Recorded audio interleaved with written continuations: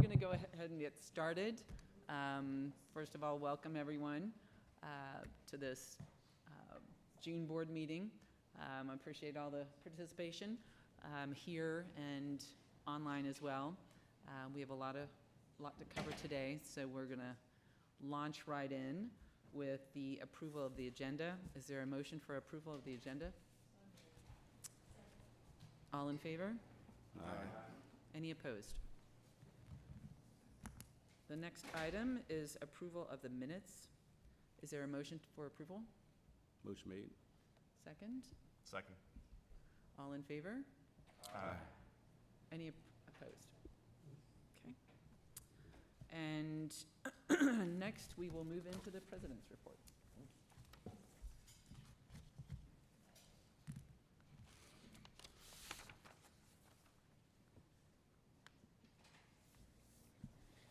Thank you, Rector McMahon, and good morning, board members. I do believe that a little bit of celebrating is in order today because Radford University's accomplishments over the past year are definitely having a positive impact on our performance metrics, but also on our community spirit.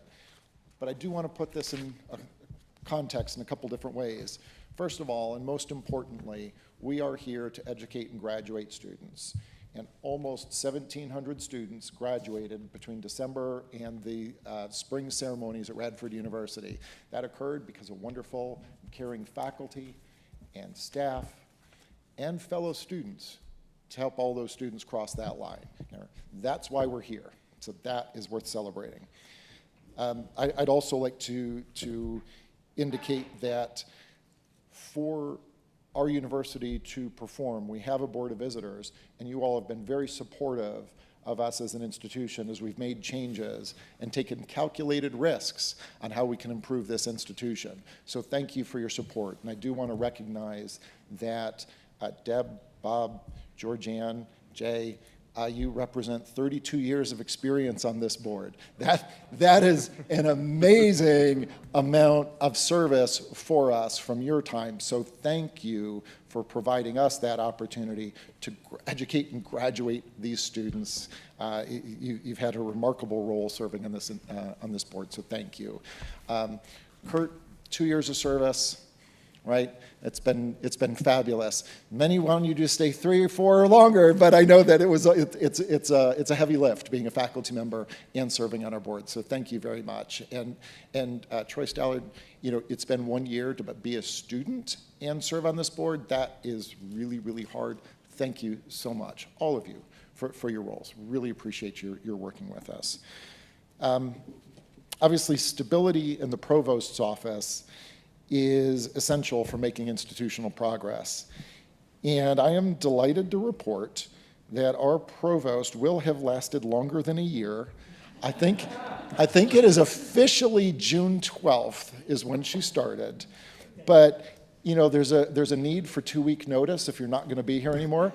I have not received that. So I am confident that she is going to be here for crossing that year threshold. And so happy work anniversary to our provost and vice president for academic affairs, senior vice president for academic affairs. Over this past year, we completed the build out of the president's cabinet with the hiring of Susan Richardson as general counsel, Danette Gomez-Bean for vice president for enrollment management and strategic communication, and Penny White as our vice president for university advancement. And we finalized our 2-year strategic plan with you as a board in December, and we've been reporting progress on that strategic plan at our meetings. On your table, you're going to find a blue covered document, which is actually our first kind of published quarterly report on our progress against those metrics. We're trying to put it together so it's easy to interpret the progress we're making on those metrics. It's easiest when you actually have the full strategic plan side by side so you can see the baselines, how things are being measured, because that document just has the updates in it.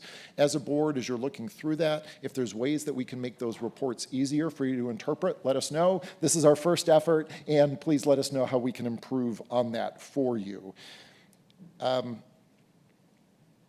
And as we'll be providing those to you roughly on a quarterly basis that kind of lines up with our future board meetings. So roughly you'll be getting those at each of the next board meetings. We have balanced our budget to current enrollment and inflationary pressures that have existed while minimizing our tuition increase to keep our high-quality four-year degree accessible for students across the Commonwealth. Over this last year, we revised our brand with a new logo, pillar messages, and tagline. And similarly, we revised our website, and at this time it looks better, but the real website doesn't even come online until June 11th. So check back in. It's going to look fantastic. And we have continued updates planned for that over the coming year. To ensure that our policies did not limit the freedom of expression and civil discourse on our campuses, we went through an exhaustive effort and were certified Green by Fire, which is the Foundation for Individual Rights and Expression, becoming at that time one of just 63 institutions in the nation, public or private, to receive their highest rating. So state regional universities nationally have been experiencing enrollment declines, as has Radford University. So when I arrived in July 2022, my ambitious goal was to achieve enrollment stability after 3 years. So that was by fall 2025. And with respect to enrollment, admissions, and financial aid strategy and processes, we rebuilt all of our programs from scratch over this past year. I cannot overstate the amount of time, effort, and creativity that went into making those changes possible. While led by enrollment management, this work was done across all divisions at the university and aided by both our students and our Highlander alumni. As part of this rebuild effort, we launched the Radford Tuition Promise, a nation-leading effort on affordability, stating that an in-state undergraduate student with a family with an income of $100,000 or less would not pay a penny out of their pocket towards tuition. So did all these efforts and changes to rebuild our enrollment processes have a measurable impact? I can say emphatically, yes. Enrollment deposits by new students are the closest predictor we have for fall enrollment. And as of June 5th, 2024, just a couple days ago, when we stopped accepting new applications for students, our deposits for new freshmen were up over 26%, and deposits for transfers were 52% higher. When combined, we're up over 34% for deposits for the coming fall semester. And important to everybody in this room for a different reason, nursing deposits are up 58% for new freshmen and 28% for transfer students, because we all need more nurses in our lives. We appear poised to experience a significant enrollment increase for new students starting in this fall semester, and the positive part of that is when you increase enrollment, it carries forward at the institution for 4 years. So we will be using the Radford Tuition Promise to stabilize enrollment as we planned, but at a higher enrollment than even I had envisioned, and that's a very positive place for us to be. And I do specifically want to thank Dr. Gomez-Bean for her leadership in bringing a change to the outlook for enrollment at Radford. Thank you.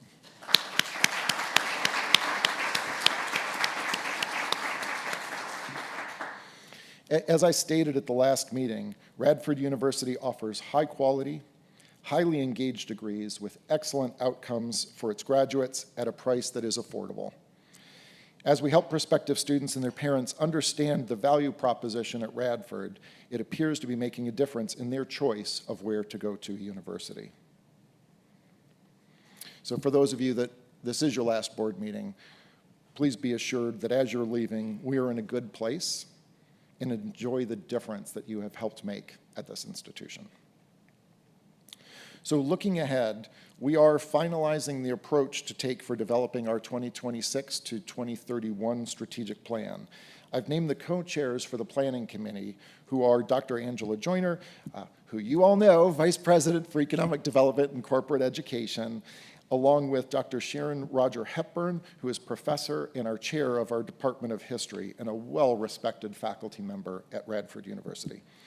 We have selected the company Siegel to be our external facilitator for the process, and I anticipate that they will begin their work with us over the summer.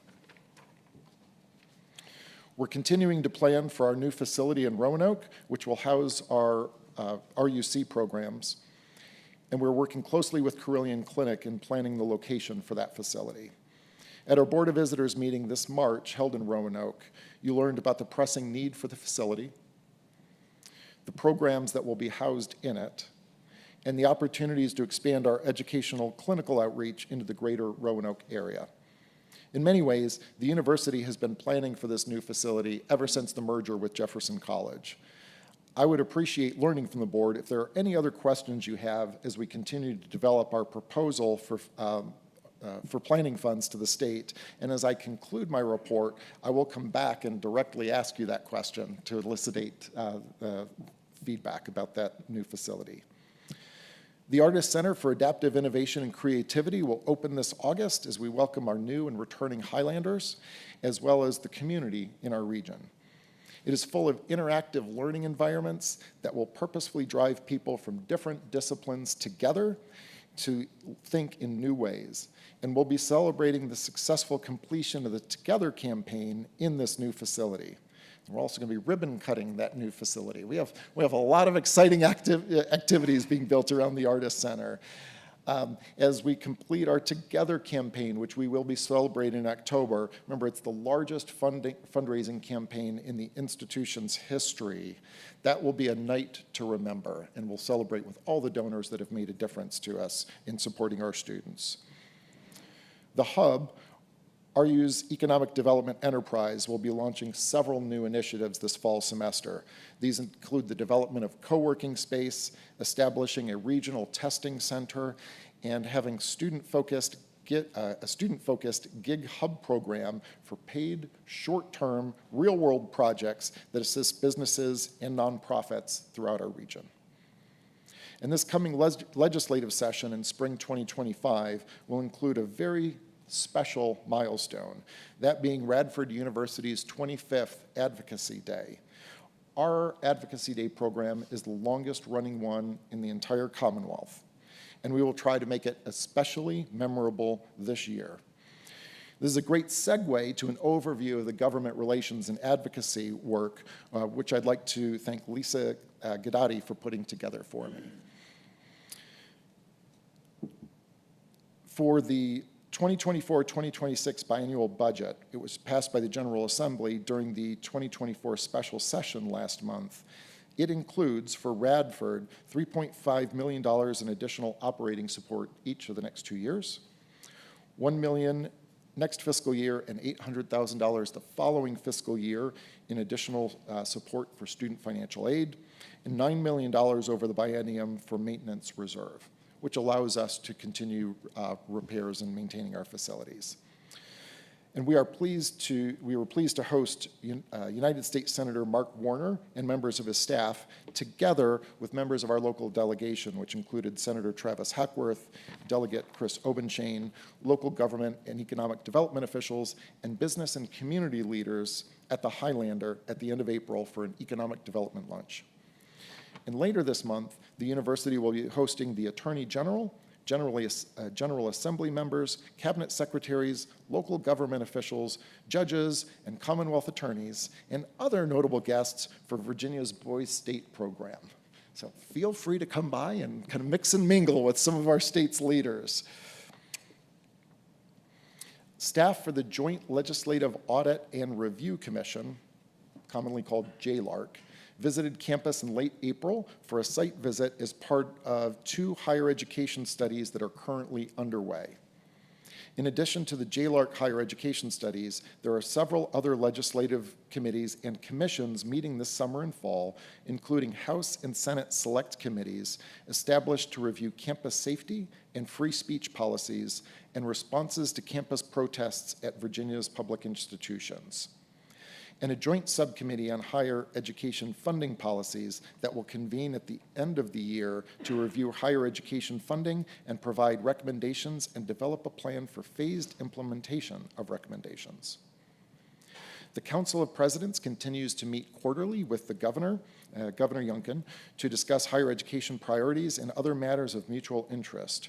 One of the Governor's priorities is the Virginia Military Survivors and Dependents Education Program. In May, the Governor signed Executive Directive 7, directing SHEV to create a task force to review the General Assembly's recent VIMS-DEP eligibility changes and provide recommendations for possible actions during the 2025 General Assembly session. And if I saw in the news correctly, I believe the General Assembly is reconvening on June 28th to engage in those conversations directly. This summer, I will once again be traveling across the Commonwealth to meet with General Assembly members in each region. During these visits, Lisa Gadati and I will provide an update on university initiatives and have a preliminary conversation about the university's state priorities for the 2025 General Assembly session, and learn more about higher education and workforce development needs in their districts. In addition to my regional legislative visits, we will be hosting tours and briefings for state government officials at Radford University Carilion this summer as we begin advocating for authorization and planning funds for a new building to be located there. Which brings me back to the question that I posed earlier, which is revisiting the question on planning for the new facility at RUC. As a board member, is there anything else you feel that you would need to know as a board at this point in the planning process? And I will return to my seat and be happy to hear your thoughts about that project. Are there any comments related to this? It's an important question, and insofar as the board will be involved in approval of any relationships and purchases, those types of things. What I guess one of the things that the president would like to know, and I'm sure that others would like to know, is involvement. How will the board be involved? And I'm curious to hear expectations from the board regarding this. One question. Do you have a rough, I know this is difficult, timeline or estimate of when we're trying to get certain benchmarks accomplished towards that goal? I'm going to give a high-level overview here, and then I'll probably tag Rob to assist with this. So ideally, we would like to propose this to the governor as well, and there's a request that comes out usually in June that puts together what are the capital requests from different institutions, state institutions. And with that timeline, there's usually then an application to the governor's office due, I believe it's late July, and it might be early August, roughly speaking. And then if it makes it into the governor's budget, then it makes it a simpler legislative process over the course of the year. But if it does not get into the governor's budget, then it becomes part of the General Assembly request to try to get that added in through both the House and Senate in their budgets. And Rob, would you like to add to that? Sure, happy to. So if approvals go well, based on what the president just outlined, we would hopefully be able to anticipate starting pre-planning in January of '25. We would expect about 12 months in pre-planning, 12 months in AE design, moving into schematics and construction documents, and likely a 30 to 36 month construction schedule. So that's at least 5 years, at best.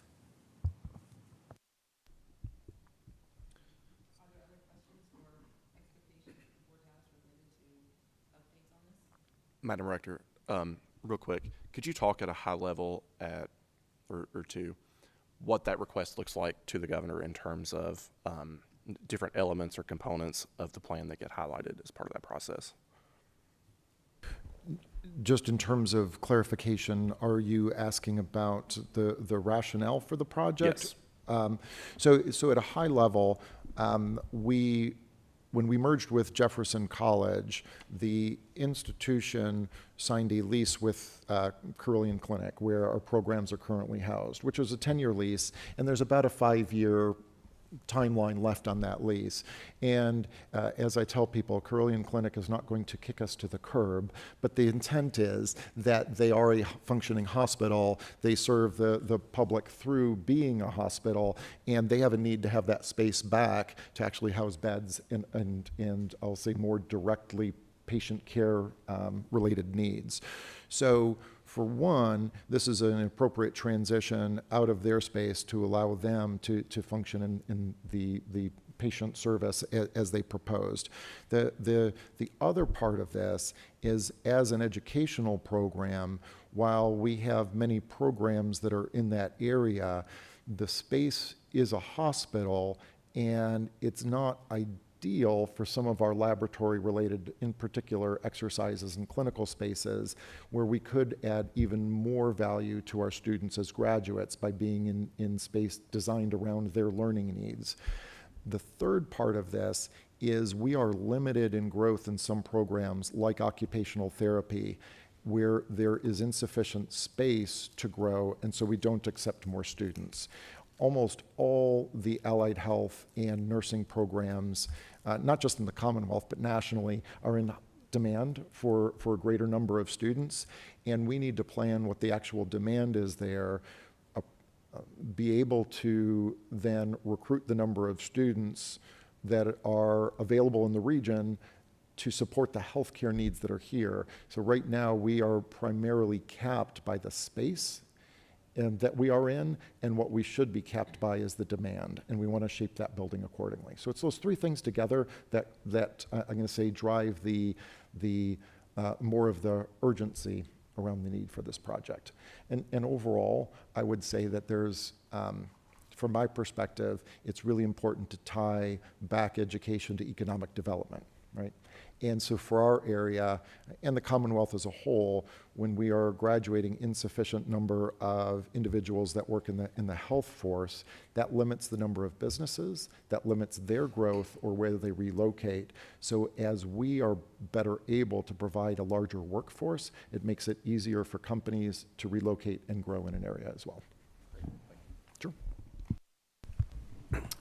Other questions?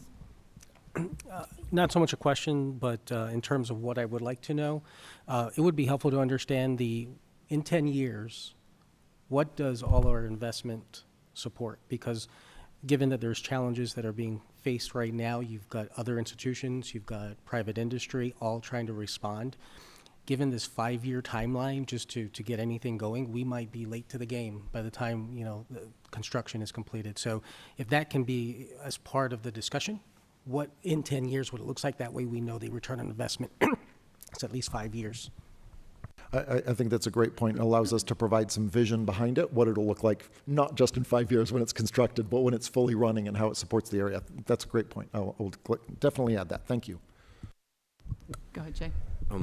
Mr. President, can you talk, well, you talked a little bit about operationally what the needs are, but can you talk more about how this aligns strategically with our strategic plan and how that kind of correlates with the priorities of the state? So I would be glad to Jay, and part of our strategic plan is becoming distinctive as an institution, right? How are we different than other institutions? One of the ways that we are different is that we do fill a lot of the healthcare needs in our region, but specifically to Roanoke, we are the public institution in Roanoke, right, for 4-year degrees. And Roanoke itself is planning on growing its work around healthcare and biotech. That is Roanoke's growth plan. That is what they're going to focus on. For us, we want to be distinct as an institution. In other words, to say that, look, we are a top quality provider of healthcare graduates for the region. That helps us being distinctive. The other part of our strategic plan is economic development. all right? Because as a public institution in particular, I do believe any state support that we are receiving is just, it's to educate our students, but at the same time, to actually help the citizens have a better quality of life, right? So where we're located, with Roanoke itself having a growth on health sciences, biotechnology, medical sciences, that's what we do as a public. It's distinctive, it aligns with their needs. So together, not just with the city, but Virginia Tech is actually growing its medical program, its MD program, and they are going to be relocating into, I believe it is called the Carillion Education Corridor, but it might be just the education corridor. There's a name to it. So Virginia Tech's going to be there. We're going to be in there with our new facility. VCOM, which is one of the largest graduates of DO degrees in the nation, is also in this region partnering with us. So we as a group, as Carillion Clinic, other healthcare providers, Virginia Tech, VCOM, and us, we want to grow the healthcare enterprise together. We'll have a role. It makes us distinctive for the programs that we offer relative to everybody else. VCOM, Virginia Tech, Carillion all have different ways that they grow the workforce. By doing that together in this emphasis area for Roanoke, again, big impact on economic development, and it identifies that Radford is a key player in the health science arena. Oh, sure. Other comments or questions or expectations? Okay. Mr. President, thank you very much. Sure, thank you. It's an informative report. It's always wonderful to hear exciting changes and positive changes, excuse me, in enrollment. So next we're going to move to a discussion of the impact of incorporating standardized test requirements, and Dr. Danette Gomez-Bean will be covering that for us. It's okay. Yeah. And just to give you a little bit of context for this, at one of the quarterly meetings with Governor Youngkin, the governor asked each of the public university presidents to have this discussion with their boards. And going back in history a little bit, there was a time when almost all universities required what we call a standardized test, ACT, SAT, or some version of that. Largely during the pandemic, most institutions moved away from requiring those tests for a lot of different reasons. Some institutions are now putting those back. And what he wanted each board to understand is what is the impact of those tests at the institution, and should they be not included? Should they be added back in? So it's a very fair question, and we've done the research on this. Danette is going to walk through the data that we've collected relative to standardized tests at our university, and then I'll kind of summarize how that positions us as an institution and what we would like to continue to do. Thank you. For context, there are 27 schools out of 3,982 who have opted to reintroduce the standardized test. So it's a tiny minority of the total institutional presence that is reintroducing a standardized test. Of the 27, it's the Ivy Leagues and the most selective schools in the country. So they're adding it as part of their rubric for the correct reasons, I'm sure.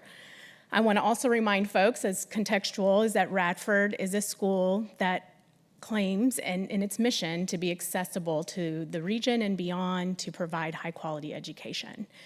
So with that, I'm providing public-facing data. This can be pulled off of most institutional research sites across the country. This is our data. I realize it's a lot. I'd rather just put it out there. Back in 1994, when we started collecting data of SAT scores, you will see the breakdown of how people performed. You'll see in blue, that's the old SAT rubric. The new SAT rubric started in 2017. And then, of course, with COVID, most schools went test optional, and you'll see that indicated in the orange left-hand column of those years. The red coloring, the darker the red, the higher the retention of these students fall to fall. based on that entering score. So you will notice the distribution of red is quite distributed. So I think other than the person with the 1300 SAT in 1994 with 100% retention, which was probably one person, there is a huge distribution. And so what I want to make sure that I point out here is that I don't see a clear pattern.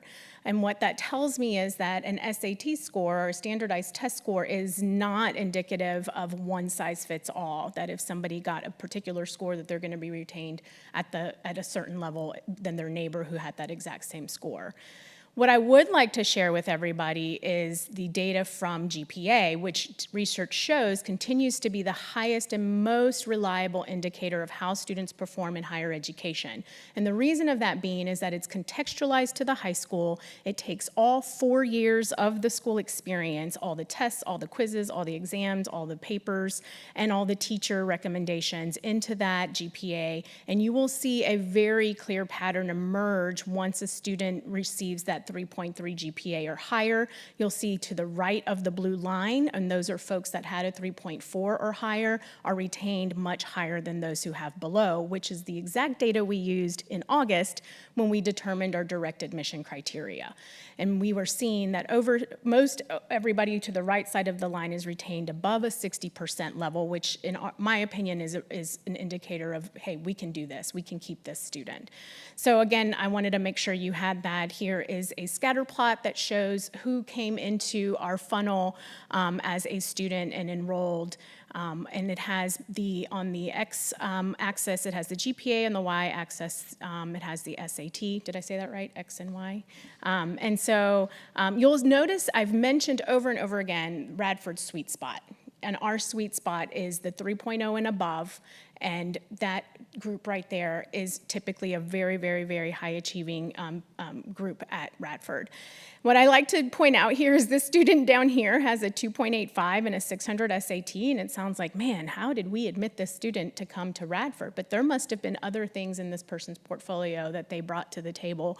I also want to mention this is only freshmen. This is not transfer students. So we're leaving out a humongous part of our population with this discussion. So just keep that in mind. We also have a student who had a 3.4 and a 1510 SAT. So you were thinking, oh, by far that the higher achieving student was retained to graduation. But when you look, this student continued and this student's actually gone. And we see this across the board at many institutions, and it's all about fit, right? And again, at Radford, the fit is that student who is activated by our higher education experience. And so they stay and they want Radford and they want to see what doors Radford has to offer and open up. And we do a brilliant job in keeping these students here and getting them into the workforce. So I just wanted to point that out. So this is at the end, this is the analysis that we came up with.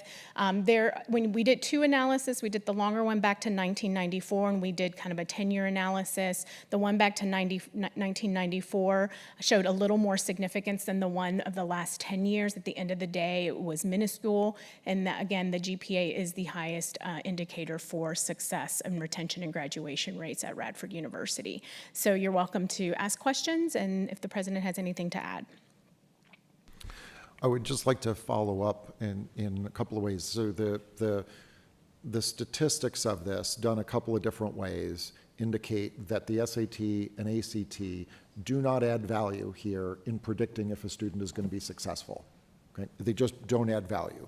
So when you think about the impact of that, if we were to reintroduce the test, there's a significant impact and two costs. I'm going to go through the costs first. There's a cost to the student. You have to pay to take the ACT or the SAT, right? Not just in dollars, but also in time. So there is a cost to the student. And as you know, being an accessible institution or trying to be affordable, we're trying to limit the number of new costs that are added on to a student, okay? So if we were to require it, there's a cost to the student. Secondly, if we were to require it, there's also a cost to the institution. It's not a huge cost, but every time you add a factor into admissions, there's another piece of data that has to be collected, has to be chased up if the student doesn't submit it. There is a cost. It's that kind of bureaucratic cost that comes with additional requirements. The third, or the other piece is impact. When you add something like an SAT or an ACT, it changes the access to the institution. The reason being, if you, for example, even though it doesn't have an impact if our students are successful or not, if we started taking higher SAT students, one of the corollaries is how many times you take the test. So students that are more able to afford it take the test more, they get a higher score, and we've started selecting for students that are from a higher economic background than from a lower, even though it has no impact on them as a student here. So this is a good thing to have looked at, because I didn't know our data. Right?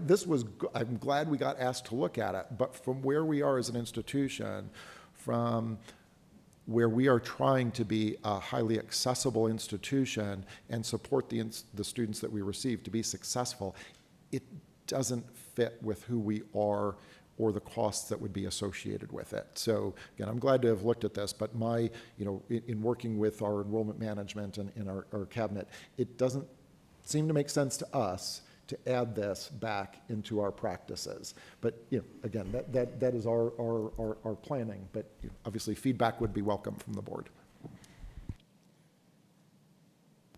So first of all, thank you for doing the study and the work.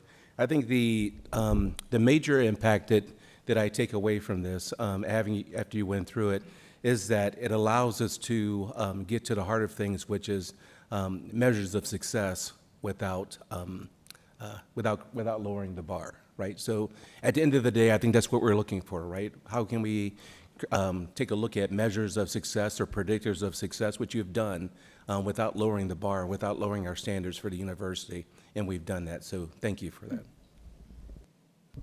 Jennifer? Sorry, go ahead, Jim. No, I'm sorry, Jeff, you go ahead. Go ahead. Sorry. Currently, it's optional if a student wants to submit SAT scores or ACT scores. Can you tell us how those are considered along in the admissions process currently? If you have a student who, say, has that 2.85 GPA student, maybe there are some other parts of the student story that contributed to that GPA. How does the test currently factor into the admissions decision? At this time, we do not use the SAT score. We ask for, if a student is on that line of a 3.2 and below, we ask for them to send us their final grades. We give them another semester to get up to the 3.3. So again, we're really focused on that GPA. So I don't think a single decision this year was made based on the SAT. It is optional as a piece of information for a student to be able to send, just like a recommendation letter is. I will say in the future, we are going to have a discussion of whether those are even optional and required. The university down the road stopped accepting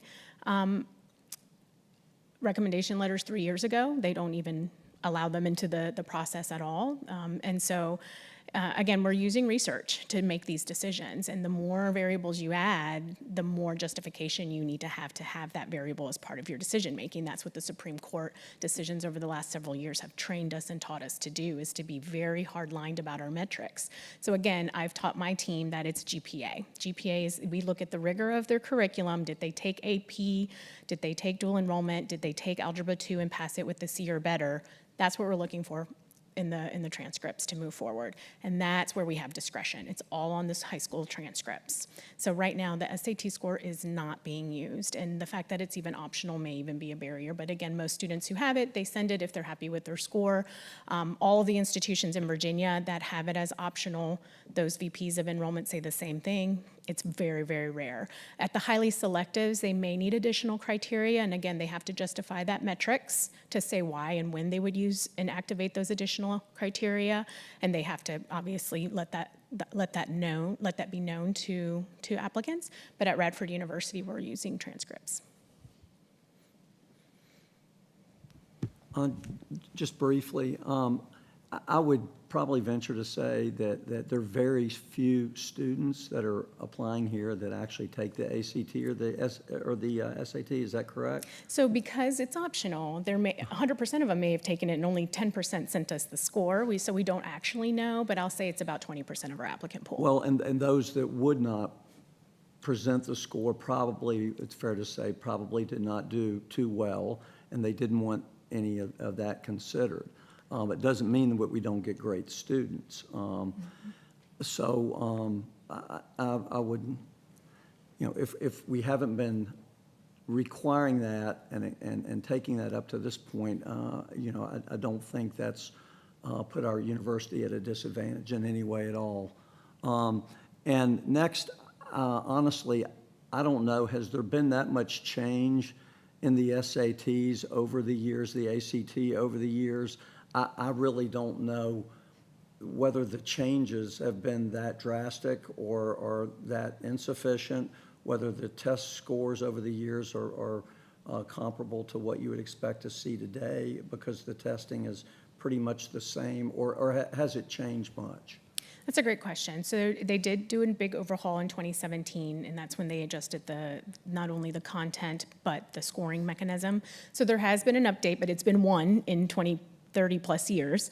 I will say it is still a one-time, one-day, timed in a cold room next to your neighbor type of a test. And sharing out of personal experience, a friend of mine's daughter is a rising senior at Blacksburg High School, and she's a 3.8 GPA student with all dual enrollment.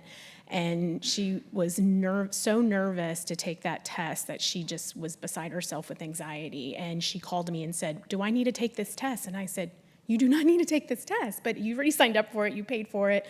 If you're comfortable walking into that test room, go for it." But I know she's not going to present her best self that day, right? Her best self was the last 3 years of high school, and her being a stage manager and her being involved in all of the clubs she's involved in. It's all of those other things.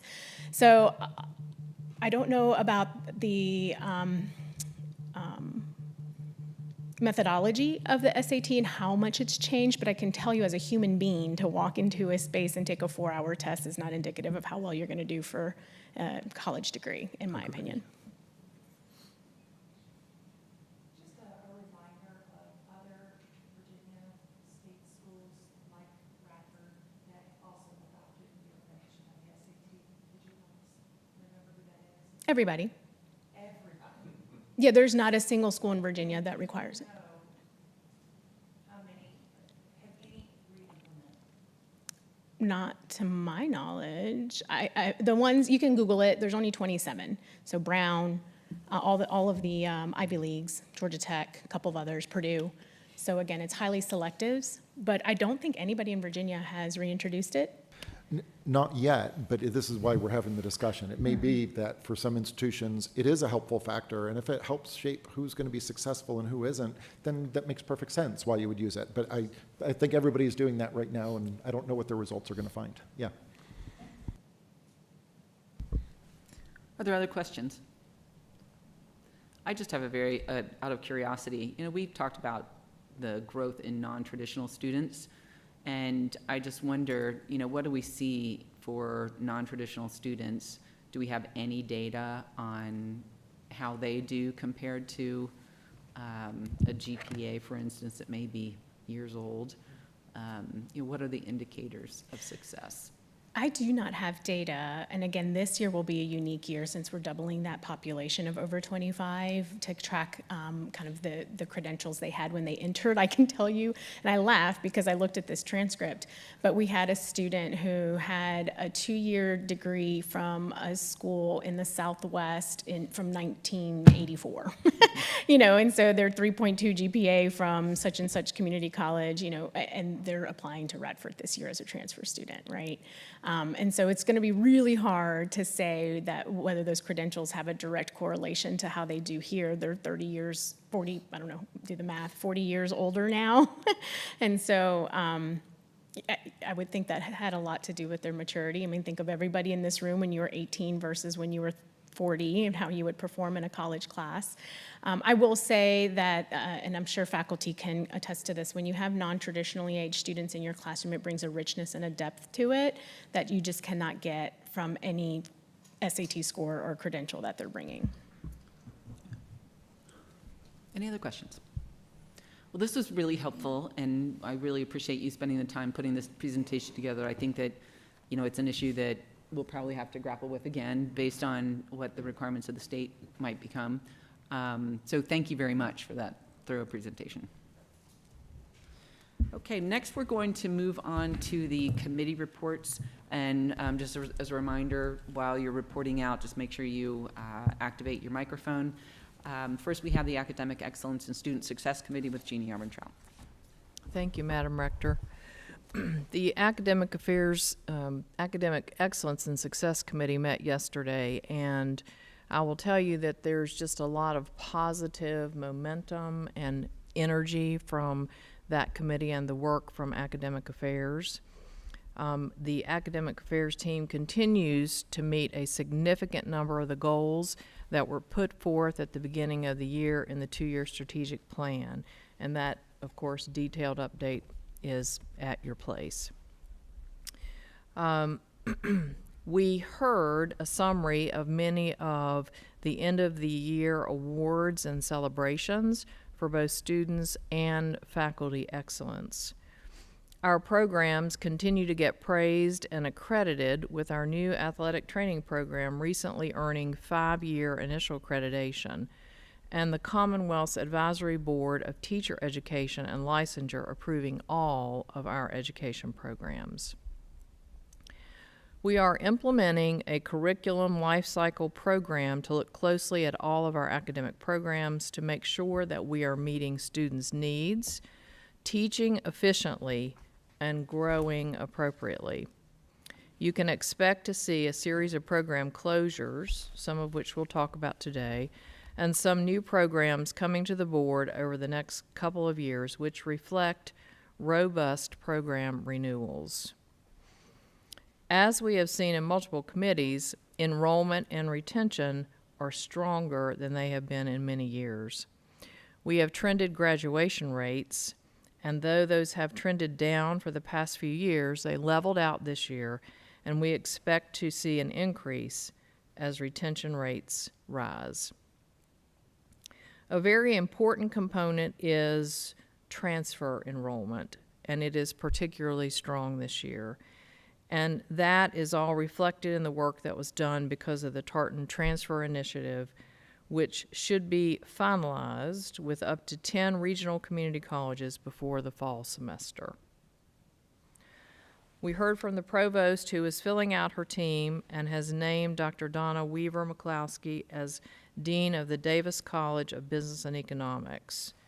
And the College of Nursing Dean search is almost complete. Planning is underway for Radford University's future plans in Roanoke, and the provost presented some potential options for focusing on professional health and health-related graduate and upper division undergraduate programs.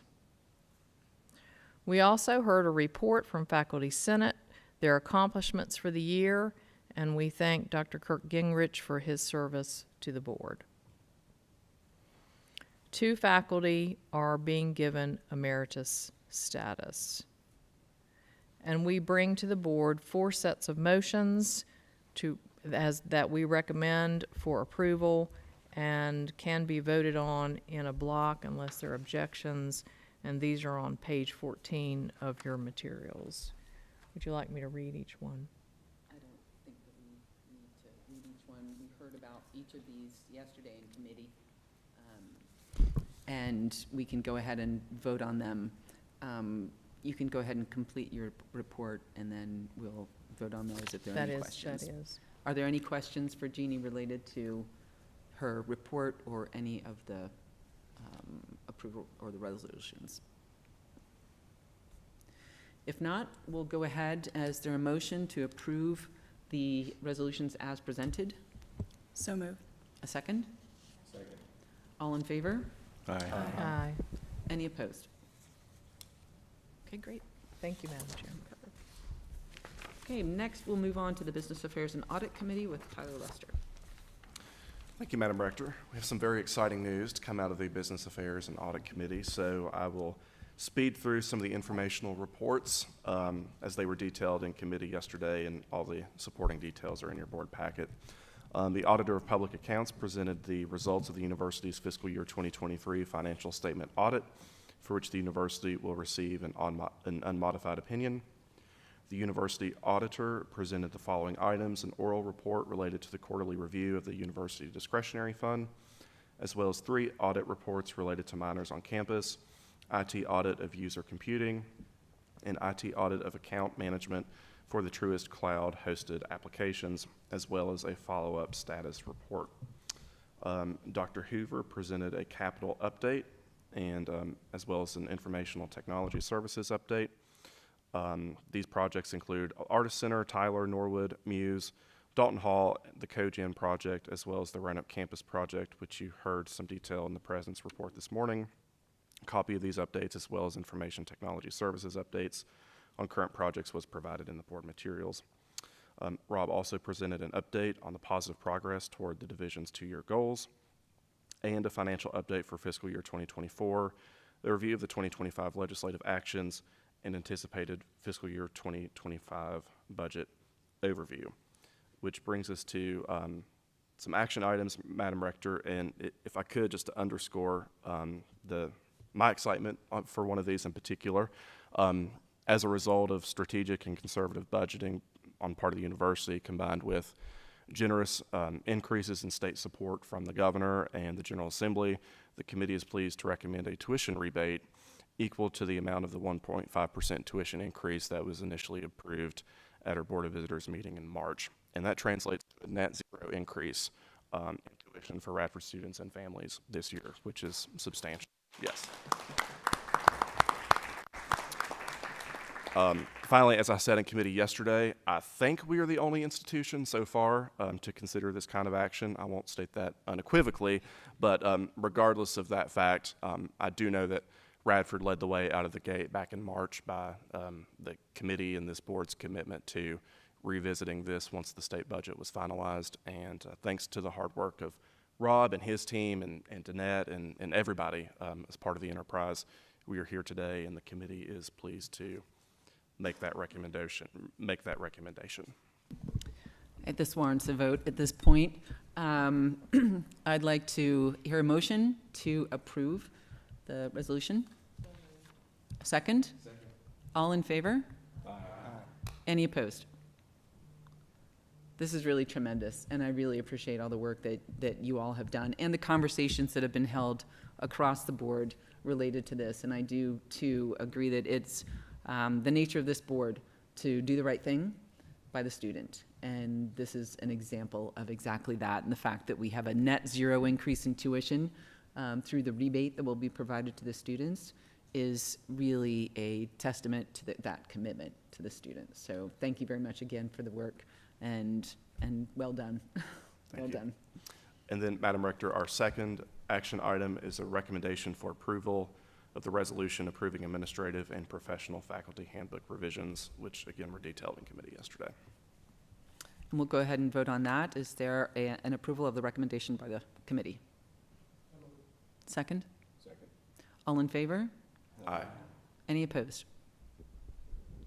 Wonderful. Thank you. That concludes my report. Are there any further questions for Tyler? Thank you very much.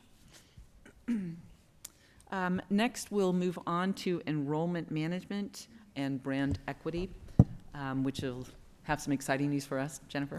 Absolutely. Thank you, Madam Rector. Respectfully, I would like to begin my report today with a quote that was spoken after our committee meeting yesterday from Radford alumnus, fellow board member, and my seatmate today, Mr. David A. Smith, who said, quote, "This is not a report, this is the report." Indeed, Madam Rector, our meeting was chock full of exciting news for Radford. The meeting kicked off with Dr. David Perryman, Associate Vice President for Strategic Communications, reporting on the second phase of Radford's ad campaign since the rollout of our new logo and branding, as he and his team continue to help students find their place here. If you've driven around Central or Southwest Virginia or flown in and out of Roanoke Regional Airport, you've probably seen Radford billboards or digital screens. Even if you're waiting for your luggage, you'll see Radford. The campaign is having success targeting new students, particularly in Southside Virginia, which saw a jump in student interest in Radford. The university is also managing a dynamic digital campaign designed to target potential students. Dr. Perryman offered a preview of Radford's updated website, which offers a fresh, streamlined, and efficient experience for students and the general public. Phase 1 of this update goes live on June 11th, so be sure to check it out.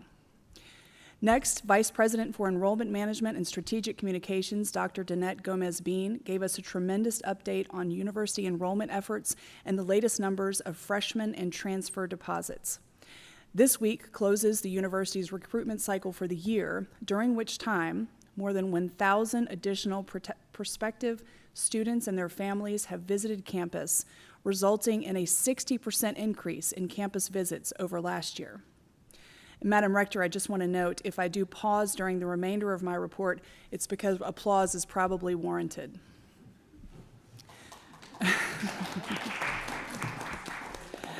Radford saw an increase in students completing applications and a 5% increase in the yield rate, which is the number of accepted students who enroll. The nursing program saw the largest enrollment growth since Radford merged with Jefferson College, as newly enrolled nursing students mark nearly 60% growth in the program.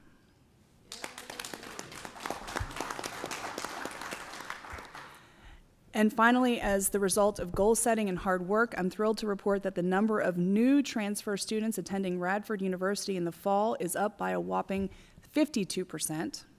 And all combined, that means the number of new freshmen and transfer students who have made deposits to attend Radford are up 35% over last year.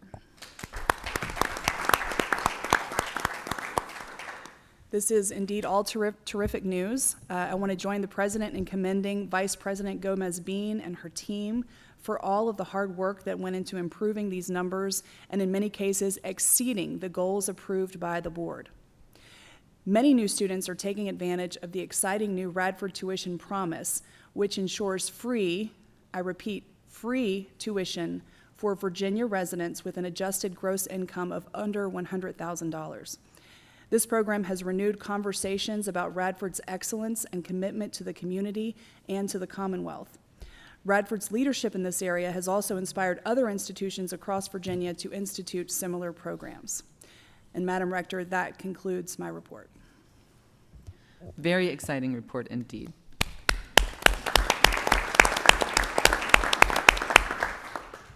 Does anyone have any questions for Jennifer at this time? Well, before we leave this committee, we as a board have not officially voted on the Radford Tuition Promise and extending that, the tuition promise through next year.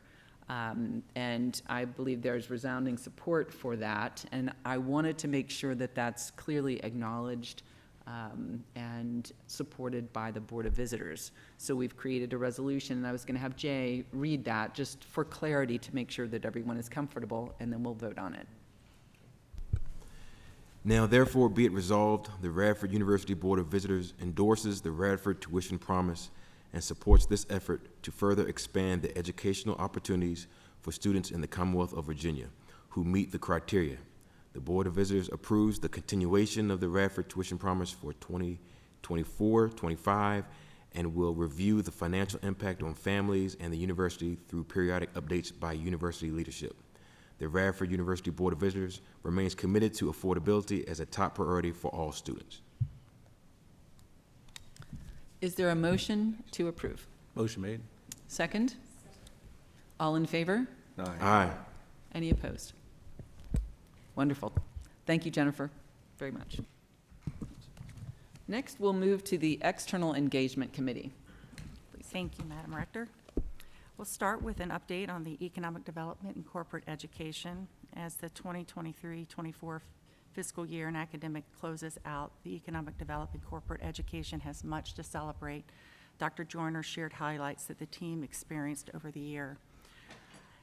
Dr. Joyner shared the progress to both the two-year goals and the year-to-date goals for the department, and the provisional pathway limited launch is off to a good start.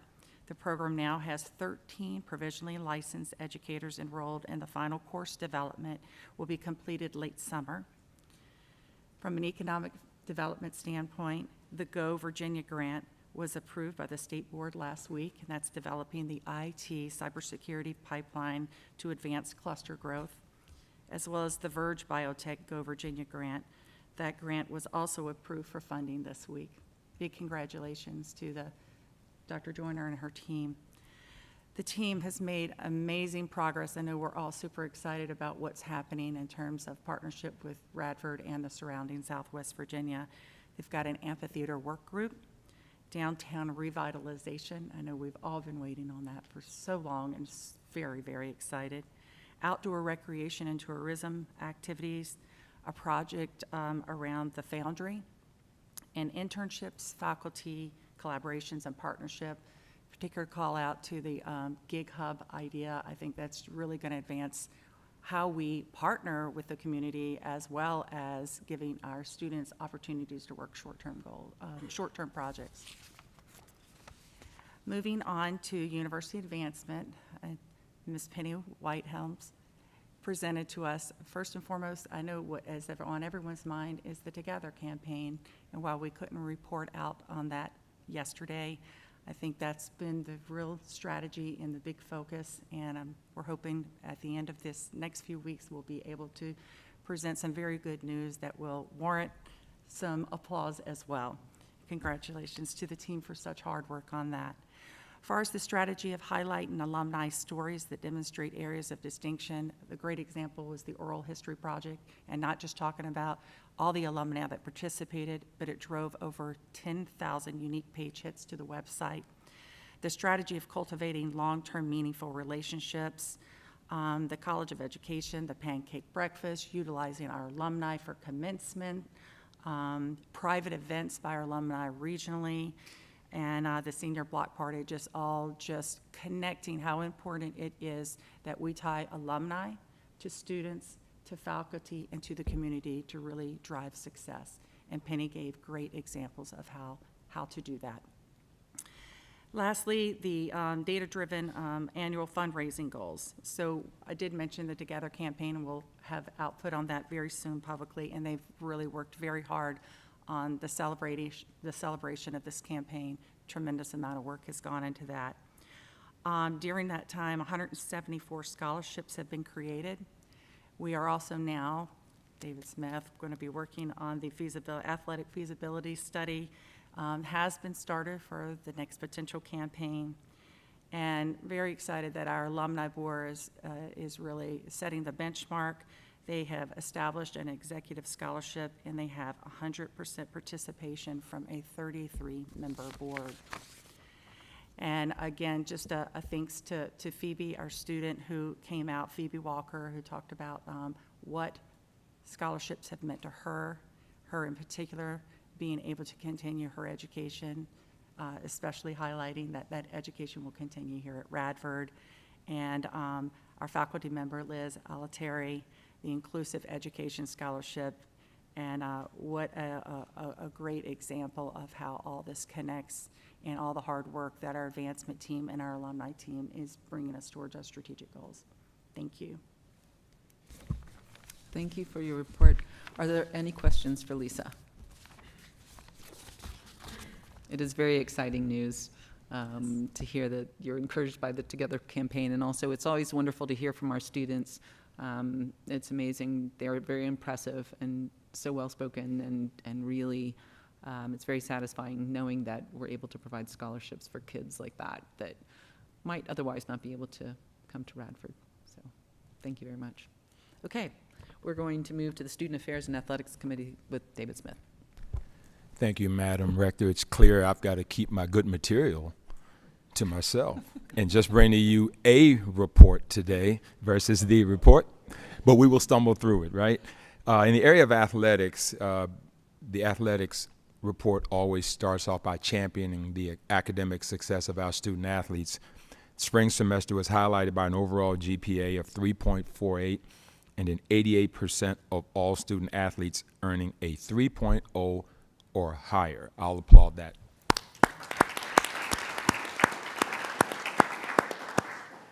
%70 of the student athletes earned a 3.4, and 20%, 1 in 5 students earning a perfect 4.0 GPA.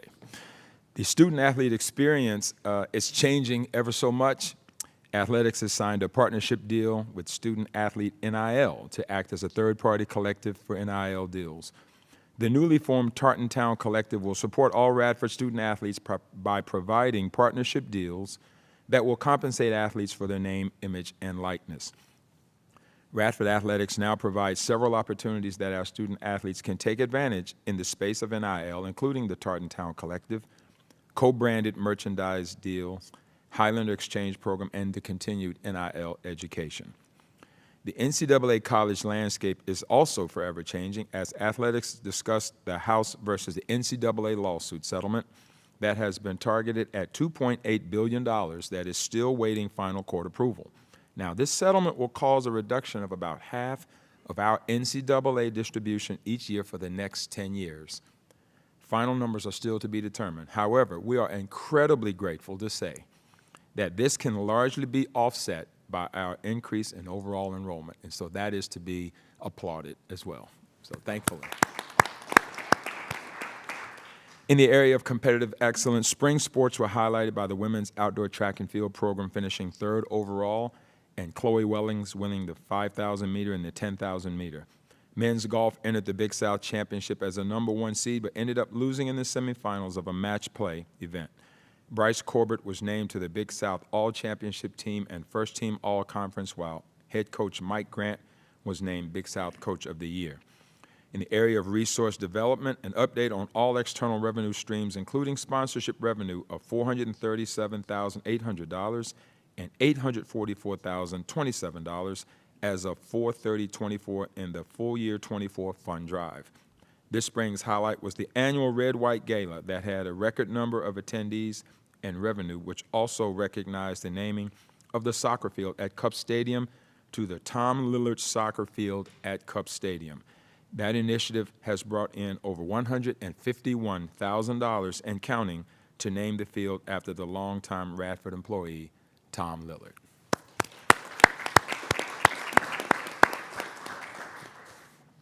In the area of student affairs, SGA President Laura Ellen Starr provided an update on the programs and initiatives the Executive Board, Senate, and Cabinet staff members held in the latter half of the semester, including Unity Fest, Sustainability Earth Week, Legislate and Connect, a networking event, and Spring Banquet.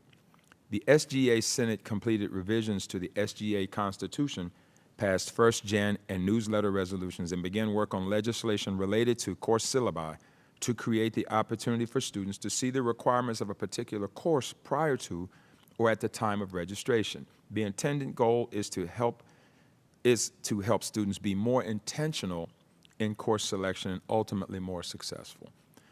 Jada Freeman was elected to serve as the SGA president for the 2024-2025 academic year, as Laura Ellen has graduated this spring, and we thank her for her leadership and difference she has made for the student body, and we wish her all the best. Vice President of Student Affairs, Susan Tragesser, provided an update on the division's work related to well-being, student engagement, and student satisfaction, specific to 4 goals in the 2-year plan. The team is striving to ensure that 100% of first-time in college and new transfer students have at least 4 engagement touch points in their first semester. Measures are taken at weeks 4 and 16. In fall 2023, first-time students were engaged at rates of 77% and 90% at weeks 4 and 16. New transfer students were engaged at 55% and 69% at the same weeks of the fall semester. Overall numbers of programs and events held throughout the semester have continued to increase. Programming highlights in Roanoke and Traditions Week offered examples of events that drew greater student participation. Next steps include a focus on the engagement of transfer, non-traditional, and commuter students, as well as targeted and increased education to better track event attendance. The SALU Conservancy continues to expand opportunities and experiences for students with an intentional focus on well-being engagement. 3 well-being focused and 13 well-being inclusive events were held this spring, achieving the target of 5% increase from the baseline. New initiatives such as mindfulness meditation held in the planetarium, Take It Outside, and Let's Walk are aimed at promoting overall well-being. Spaces designed to help students de-stress, reset, and recenter are also being created. In the fall, the Student Rec and Wellness Center will offer a relaxation area equipped with massage chairs. I think you said there were 2, so we got 2 volunteers to check on those, make sure. I mean, we got to make sure the kids are okay, don't we? Right, so there you go. Baseline data is being finalized for that. Student Affairs continues to provide ways for staff to learn and grow professionally, to enhance the quality of service, provided with an outcome of increased student satisfaction. Baseline data reveals strong satisfaction with services provided, feeling welcomed and connected, and improving well-being from a 79.4% to a 96% range. Next steps are geared toward review of survey and increasing response rates. Madam Chair, that is my positive report. Thank you very much. Are there any questions for David? It's amazing to hear what's happening with NIL, and it's changing all the time. So I'm sure that there'll be additional news as we go into the future. So thank you very much. Final report from the committees will be report from the Radford University Foundation. Rick Smith. Yes, thank you, Madam Rector. Another a successful quarter of partnership between the Radford University Foundation and also the Board of Visitors. I'd like to thank and commend Michelle O'Connor, who's the chair of the foundation, and also John Cox, who's the CEO, for their efforts to increase our partnership and also strengthen our partnership as we move forward. So it's meant a lot to this university and also this committee. First, I'd like to go through, there was a pie chart that was sent out earlier. If you take a look at it, I'll just report, because generally they provide their financials on a 6-month basis, but there has been an increase, so the total assets are up to $117 million, which is up $5 million since the closeout of the year. So once again, exceptional performance, with the majority of that coming from investments being managed by BNY Mellon. So once again, BNY Mellon is doing what they said they would do with regards to increasing our financial performance. So great news there. The next foundation board meeting is scheduled for June 21st, so we'll have more updates at our next meeting with regards to what took place there. I mentioned Michelle O'Connor's name earlier.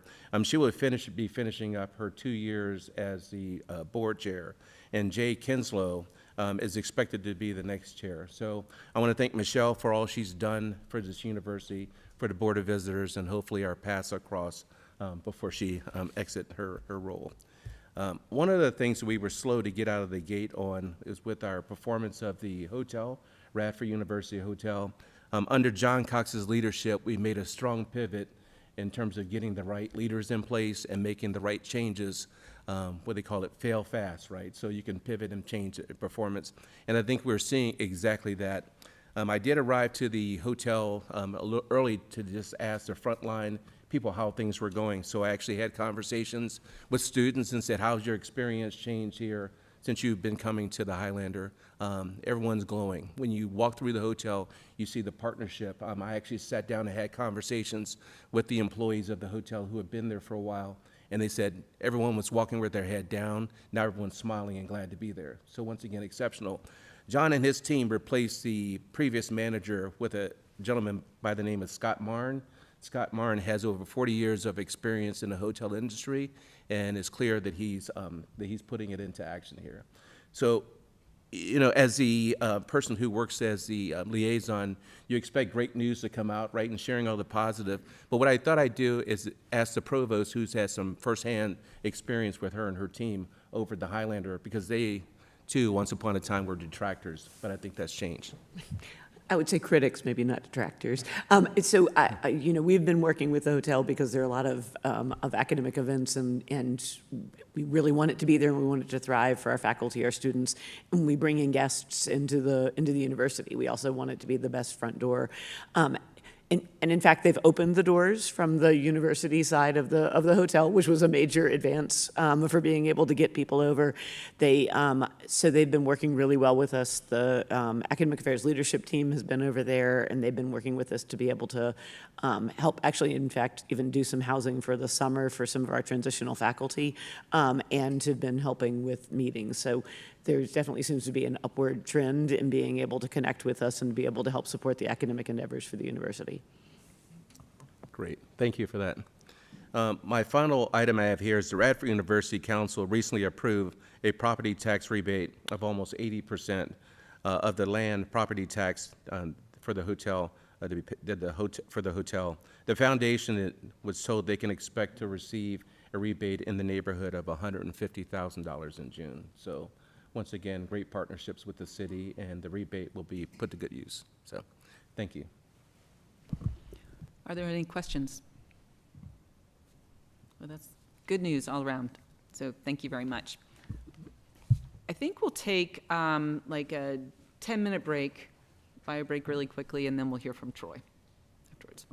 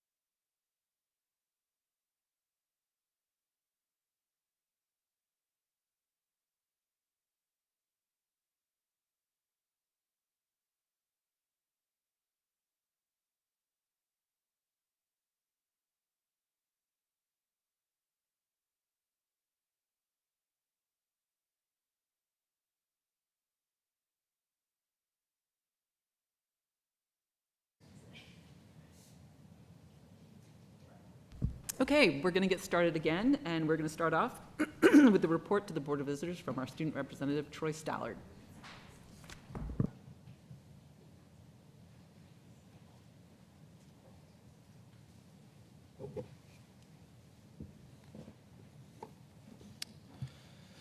Good morning, esteemed board, president, and all our unsung heroes out here in the audience.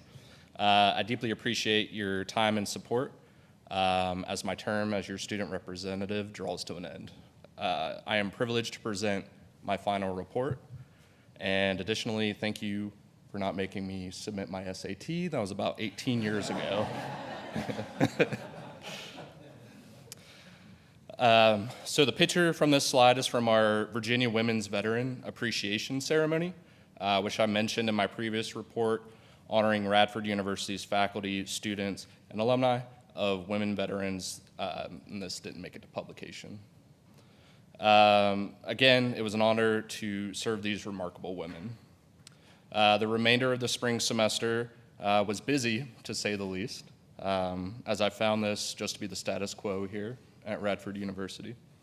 I attended my final session with the Health and Wellness Task Force, where our subject matter experts discussed what wellness looks like for not only our student body, but also our faculty.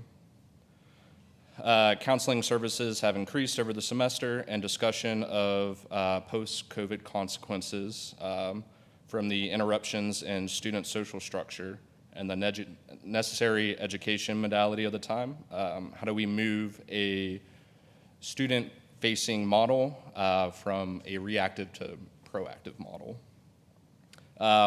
while also reaching our percentage of online, commuter, and non-traditional students. Branding, vision, and engagement strategies were discussed to help combat a problem that takes multiple departments to tackle. From the student affairs brief given yesterday, these initiatives are well received, as enrollment and student satisfaction are in a positive direction.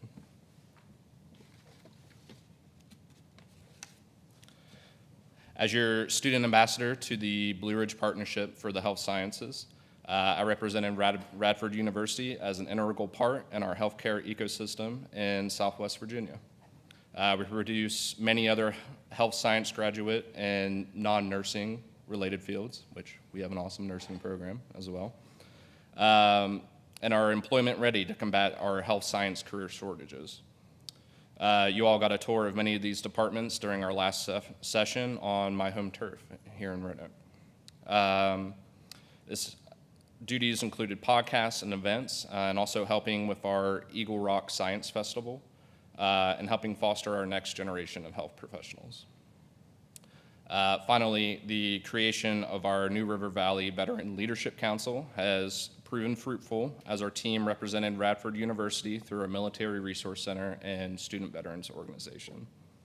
Strategizing how to serve our military affiliated population better, increase engagement and utilization of resources while fostering and growing our community. Our greatest topic was opposition to the VMSDEP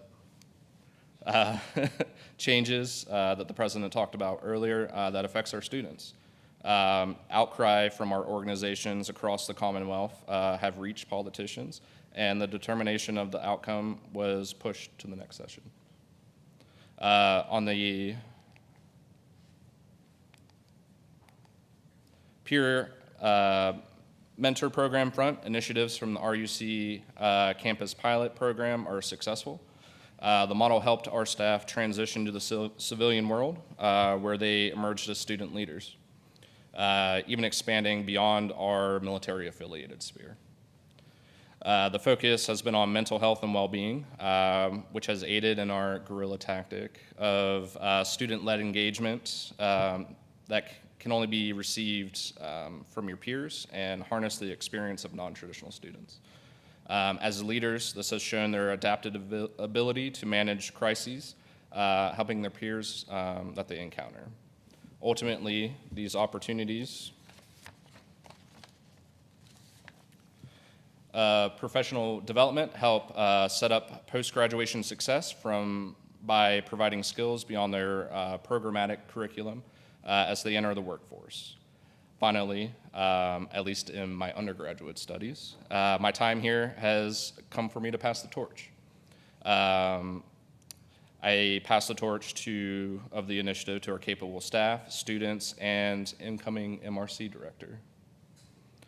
I want to thank Tricia Smith for stepping up in the interim as this position is being actively filled, as if she didn't have enough on her plate already.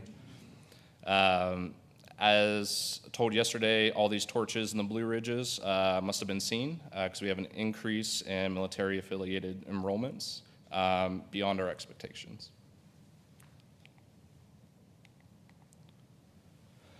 For my final goals, my primary mission of undergraduate graduation is complete.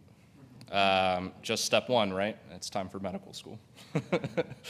I will continue to meet with Radford personnel to ensure the handover of my duties and remain in service to the student body as needed.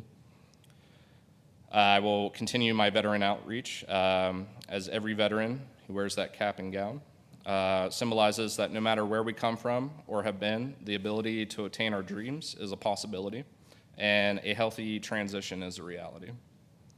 On May 1st, I began my position as the resident director for our Medical and Health Science Governor School at Radford University Carilion. I will take the lessons that I've learned from all of you and this university to point my mentorship lens to our next generation of health professionals in efforts to combat healthcare shortages and draw gifted students to our New River and Roanoke Valley universities and colleges. Lastly, I will help usher in the new student representative as I pass the torch and see how they can add to the body of work that my predecessors and I left, remaining as an available mentor. I know this has been a little longer than my usual reports, but I want to leave you with this message. Thank you all for the support that you've shown me as a first-generation veteran. It has been a pleasure serving as your student representative. I've traveled thousands of miles and 1,000 unique engagements and duties, and I was met by champions who removed all barriers. Your tireless avocation for this university, be it on Capitol Hill or through the mountains of this great state, is evident in our increases in enrollment, student satisfaction, and investment in students like me. Thank you all for allowing me to add my stripe to the tartan, and go Highlanders.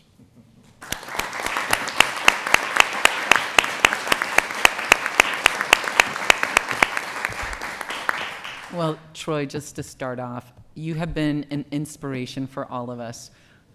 You brought so much to the board, and your perspective has been incredibly valuable. The work that you've done, not only for the military veterans that are part of our family, but for other students as well, through the peer mentoring and leadership work that you've done is really amazing. We don't want you to be an unsung hero. We want to sing your praises because you have done so much for us, and we really, really appreciate it. We are looking forward to hearing all that you do to help in the health professions as we go into the future. And you've been a change agent here, and I'm sure you're going to do that in your next opportunities as well. So thank you so much. We really, really appreciate it. Are there questions or comments from the board? Let me once again thank you for your service. I think in some of the data yesterday in our committee meetings, you noticed a huge increase in veterans, incoming students, and Troy and some others, of course, but Troy had a lot to do with that. So thank you very much. Appreciate it. And if I could, I was just going to ask briefly, I mean, because we have this influx, and thank you for the role that you played in that and for everything that you've done to help veterans be successful at Radford. What are some things that the board should be aware of as those students begin their journey at Radford in terms of ensuring their success? Absolutely. The veteran population, and this is across the board as far as resources, be it the VA, the state of Virginia, but it's not availability of resources, but utilization of those resources. And how do we remove barriers for them to access these resources? because it's very easy to give up going through red tape. But as I said, you know, me in that cap and gown serves as a symbol that it is possible, and if you stick to it, you can be successful. I think our continued efforts with the Military Resource Center, as far as recruitment and fostering community, adds a great deal to those veterans that were drawn to this area, military-affiliated students. Well, we're going to take just another moment of your time because we'd like to say thank you. Just hold on just a moment.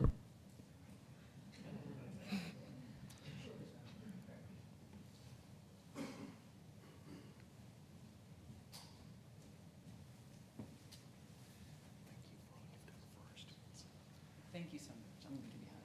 You've done amazing work. So let's Where do move you right want over us? here. Okay.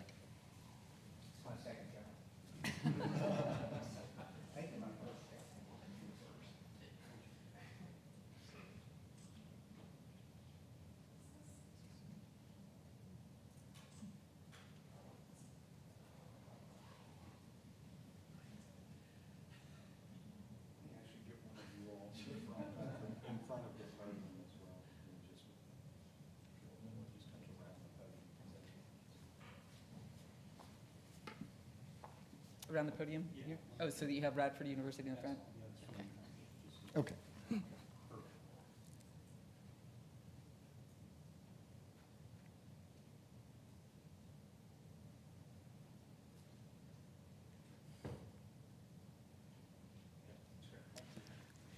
We'll be doing some more pictures.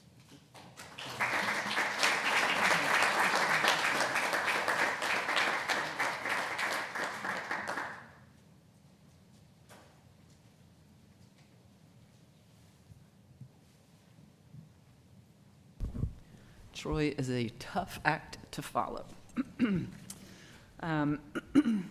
So next, I'm going to turn it over to the president to introduce the next activity that we'll have. Thank you, Rector McMahon. And this topic came up because, in a sense, questions from the board, you know, there's been protests at other campuses. What happens if one occurs here? That was the question that we were receiving. So just a little bit of background to this. Last year, we had a group work together to create a strategic plan for civil discourse and freedom of expression.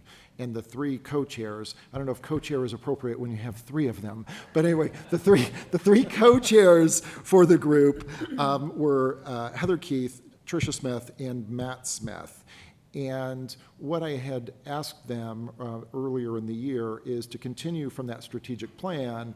And in the strategic plan that was set up, it was really on the proactive pre-protest, right? How do we educate campus? How do we set up a culture of communication, free exchange of ideas? But that, you know, events can still occur, right? So I asked them to continue their work and kind of work across campus to help provide a framework around how we would approach when unrest does occur on campus. And what's going to follow is their presentation. You do have a handout that is by your desk, which reads Guidance for Engaging and Managing Campus Activism and Freedom of Expression Events. And they're going to go through this at a level. And again, this provides the framework of how we approach events when they occur on campus. A little bit more backdrop, though. As we go through this, working with students or the community on campus, and I will say tension around events or ideas, it is part of our daily work. This is not something that we just do when there's an event, you know, in campus. It is something that we do every day in the classroom and how we mentor and engage students. So this isn't something new to us. It is just part of our culture of who we are. And I mean, education really is civil discourse, right? When you're talking in a classroom about ideas and different perspectives, that it is foundational to what we do. And the individuals that are going to be presenting this today, one of those individuals is from one of the co-chairs, so Dean Matt Smith from the College of Humanities and Behavioral Sciences. And The other individuals that we're going to be co-presenting are Dr. Jen Rentschler, who is our Director for Student Involvement in our Division of Student Affairs, and Chief Eric Plummer. And as they go through this, as they go through kind of our policies and general approach, what we will not do is go through hypothetical examples. Okay? They will go through a real example of what has happened, but we won't go through hypotheticals. The reason for that, these are public meetings, and if we give a hypothetical example of what we would do, here is the steps we take. Context is everything. You have to be flexible. You have to change your approach depending on what's happening, who's involved. And if we say, here is our approach, and ultimately we would do something different because of actual context, then suddenly you've set yourself up in a very exposed manner if people say, well, you said you would do the following and you did this. All right? So we will go through some concrete example of how this plays out. But again, I just wanted to kind of give you that background why we won't go through hypotheticals. And I guess with that, I would like to invite Matt, Jen, and Chief Plummer up for the presentation. Thank you. And thank you for being doubly tasked with this activity over the last year. This has been wonderful. Thank you, Mr. President, and good morning, everyone. It's good to see you all again.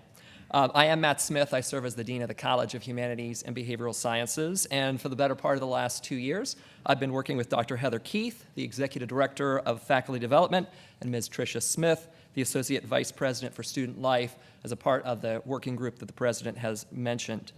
We have been working on a number of projects, and I just want to give you just a sense of what this work has looked like so that you have context for the document that's in front of you this morning. For the last 2 years, we've helped facilitate a number of initiatives that have been geared at helping to make Radford University a more open and supportive climate for conversations, difficult conversations, between faculty, students, and the wider community. 3 initiatives that you might find interesting as sort of prelude to what you're looking at today. First, we've engaged with the wider conversation going on across the Commonwealth in the Constructive Dialogue Institute, which is a collaborative that's taking place at institutions across the Commonwealth. We've invested in faculty development activities that are helping our faculty develop the skills and the sensitivity to more fully manage civil discourse within their classrooms. And we sponsored a number of engagements which we've called Common Grounds. And the idea of the Common Grounds series is that we have structured discussions about truly difficult topics that our students are really engaged with and trying to make sense of. For example, we did an entire session on the war in Gaza, and we did another on transgender participation in sports. And those have been very productive conversations as we've gone through these difficult topics. Building on that foundation, the President has asked our group to think more thoroughly about the ways in which we would consider campus activism and issues of freedom of expression if they manifested in the same kind of ways that you've seen in the national news over this past semester. The team not only worked within itself, but also reached out to campus partners that included Vice President Traegerser and the team in Student Affairs. It included Chief Plummer and his staff. It included University Counsel Richardson, among others, right? So this was a truly collaborative initiative among different stakeholders across the university. I want to tell you that our basic philosophical approach to this request was the following. Radford is an educational institution, and every interaction with our students is an opportunity to teach and to learn. Thus, our guidance starts with an understanding that we need to emphasize that culture and context inform any interaction that we may have, and that instances of campus activism and expressions of freedom of expression must be read within the wider context of which they are occurring, that is, within our campus community. The document in front of you goes on to list our objectives for a productive engagement. They include 4 priorities: respect, resilience, recovery, and reflection. It continues with 4 guiding principles that can be adapted to a variety of situations. and it concludes with a list of resources and a restatement of Radford's Freedom of Expression Statement, which the Board of Visitors reviewed and adopted in 2023. You will note there are no flowcharts in this document because each instance, each expression, each situation is distinct. We believe that it is better to have principles and people working within each situation than to be bound by a formula that lacks sensitivity to nuance or novelty. We are quite privileged to be a part of a university that is built on relationships and dedication to community. This holds true across all types of employees, students, families, alumni, and guests to this campus. In particular, it is evidenced time and again that our students see their faculty and staff as partners in their educational pursuit. And these relationships have and will continue to make the difference in how we navigate these kinds of situations. To give you an example of what this looks like in real time, we've invited the Director of Student Involvement, Dr. Jen Rentschler, to share with you about an experience we had just this past fall. Dr. Rentschler? Yeah. Thank you. Good morning. I'm excited to share a little bit about what Matt mentioned in terms of relationship, because I really think that that is how we were able to look at this as an opportunity for learning for all of our students. In the Division of Student Affairs, we pride ourselves on knowing the students and being able to present with them. As Dr. Smith alluded, in the fall of 2023 semester, I was approached by a student who was president of her organization, and they were interested in hosting a speaker, and they needed help navigating the logistics to do so. So, business as usual. The student was aware that the speaker's remarks could be controversial, and so while we supported the organization with the myriad steps of event planning, I also spent time talking with her and the organization's faculty advisor about various strategies for engagement, advertising, logistics, and walking through some of the what-if scenarios. So along with my supervisor and other colleagues, we also initiated conversations with the scheduling office, the Radford University Police Department, directors in various offices, and all with an eye towards comprehensive support and being prepared. As anticipated, when word got out that the event was happening, there were other groups, both informal and formally recognized student organizations, that reacted with concern. And they came to me and various colleagues for some support and guidance. What do we do? We heard about their concerns, and we asked about their goals and interests, and then we helped them develop next steps that would stay within the bounds of Radford University's policy. As a division, we also trained some volunteers on the policies, processes, and values related to expression, and in addition, talked about strategies for response to a variety of potential reactions and scenarios. Those volunteers were eager to help, and we were able to facilitate a very smooth experience for all of our students. The speaker was hosted in the Bonney Auditorium.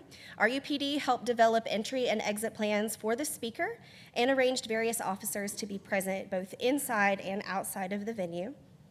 The attendees checked in, they participated as planned. Other students gathered in the entryway and in the sitting area with posters and buttons representing, their concerns. There was expression of opinion, but I didn't witness any, disrespect or directed language against another student personally. It never even really felt uncomfortable. These students were very passionate, and that was obvious, but they were doing the right thing. At one point, the crowd did start to close the gap, and my supervisor, Tricia Smith, called to a student in the crowd that she knew, and that's where relationship really comes into play. This student came right over, and Tricia said, "We really do need to keep a path of egress between the front and back doors." And this student immediately took action with her peers. So rather than us saying, move aside, right, as the people in charge, this student took this opportunity to work with her peers to maintain that pathway, and she did it quickly and without any complaint. The event was safe, which is very important. Multiple faculty were present to support in various ways, The conversations at the event and at the counter event, and even afterward, were really great. As we reflected on this, I think that was my favorite part, was the things I was overhearing students saying, especially as we processed once it was over. One of my student employees even said, you know, I went because I wasn't sure how I felt about the topic, and I still don't know how I feel, but it's really got me thinking, which is the whole point. Afterward, our teams did process what we learned, we documented what we might want to do differently in the future, and we've stayed connected to multiple students throughout and checked on them afterwards. I am so proud of my team. I'm proud of the division that I work in and the way that we supported every student on both sides, all sides, throughout this entire experience. And I can confidently say that, like I said before, this was business as usual. It's just the way we work. It's the way we care, and it's the way that we're invested in our students here at Radford. Thank you, Jen, both for sharing that example and for all the work that you and your team do to help our students feel supported, heard, and trusted to engage in these kind of learning processes. This is a great example to demonstrate how this guiding document is lived out in practice. We believe that what we have crafted reflects our community's commitment to supporting students and defending free expression of ideas. Thank you for your attention. Mr. President, Director McMahon, we're prepared to respond to questions that you may have or those of any other member of the board. Thank you all. This is very interesting, and we appreciate you taking the time to share with us. Are there questions? Go ahead, George. The Calvin Report from the University of Chicago back in the 1960s articulated that institutions of higher education should take a balanced neutrality approach to issues. As you've gone through this exercise, how do our actions reflect taking a side, or how does it balance neutrality? It's a great question, George. I think the key principle that is guiding us is trying to come up with a set of guidelines that really do not focus on what is being said, but how it is being said. And how do we manage the expression that is being exchanged in any given context? And so part of the reason there's no flow chart, part of the reason we're not specifying the topic here is to demonstrate to all of you how our level of thinking is really anticipating what we cannot anticipate, which is the next controversial topic that's going to draw us into engagement as a community. I think if we dwelt too much on the particular issues of the day, whatever they may be, they are probably not necessarily the issues of tomorrow. And we wanted to craft a document that would really allow us to adapt to situations as they present themselves moving forward. And so I don't think many of us could have anticipated the things we've dealt with over the last year or two 5 years ago, right? But they are the things that we're dealing with at the moment. None of us can prognosticate what's going to be irrelevant 2 or 5 years from this point, right? But we're trying to come up with a set of guidelines that will help us to be able to deal with that regardless of the topic. So in many ways, I think the answer to your question is that we didn't think about topics, we didn't think about instances, we didn't think about issues. We thought about what happens, whether it's 1960 or 2024, when students, administrators, faculty, and communities find themselves engaged in conversation about the difficult topics of their time. And we tried to create something that may not necessarily be timeless, but was devoid of focus on any particular issues that might have curbed or changed or altered the way we're thinking about the issues we're confronting today.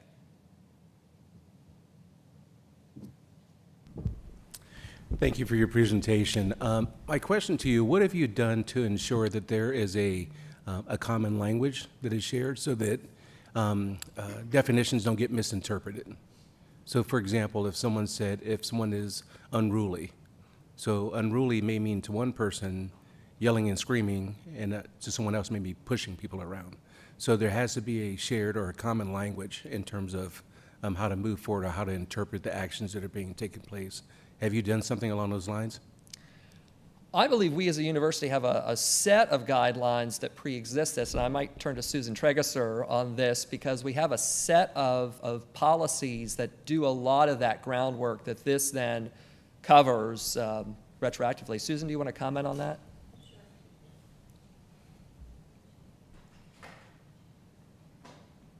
Thank you, Matt, and that's a really great question.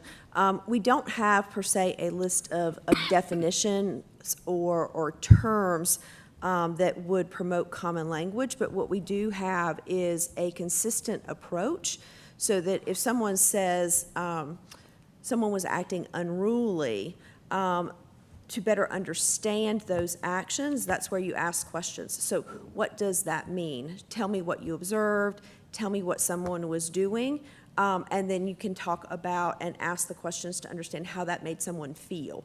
Were they threatened? Did they feel as if their safety was in jeopardy? And then from there, based off of the explicit actions of another person or the words of another person and how they were received, will help position you to respond within the policies that we have across campus.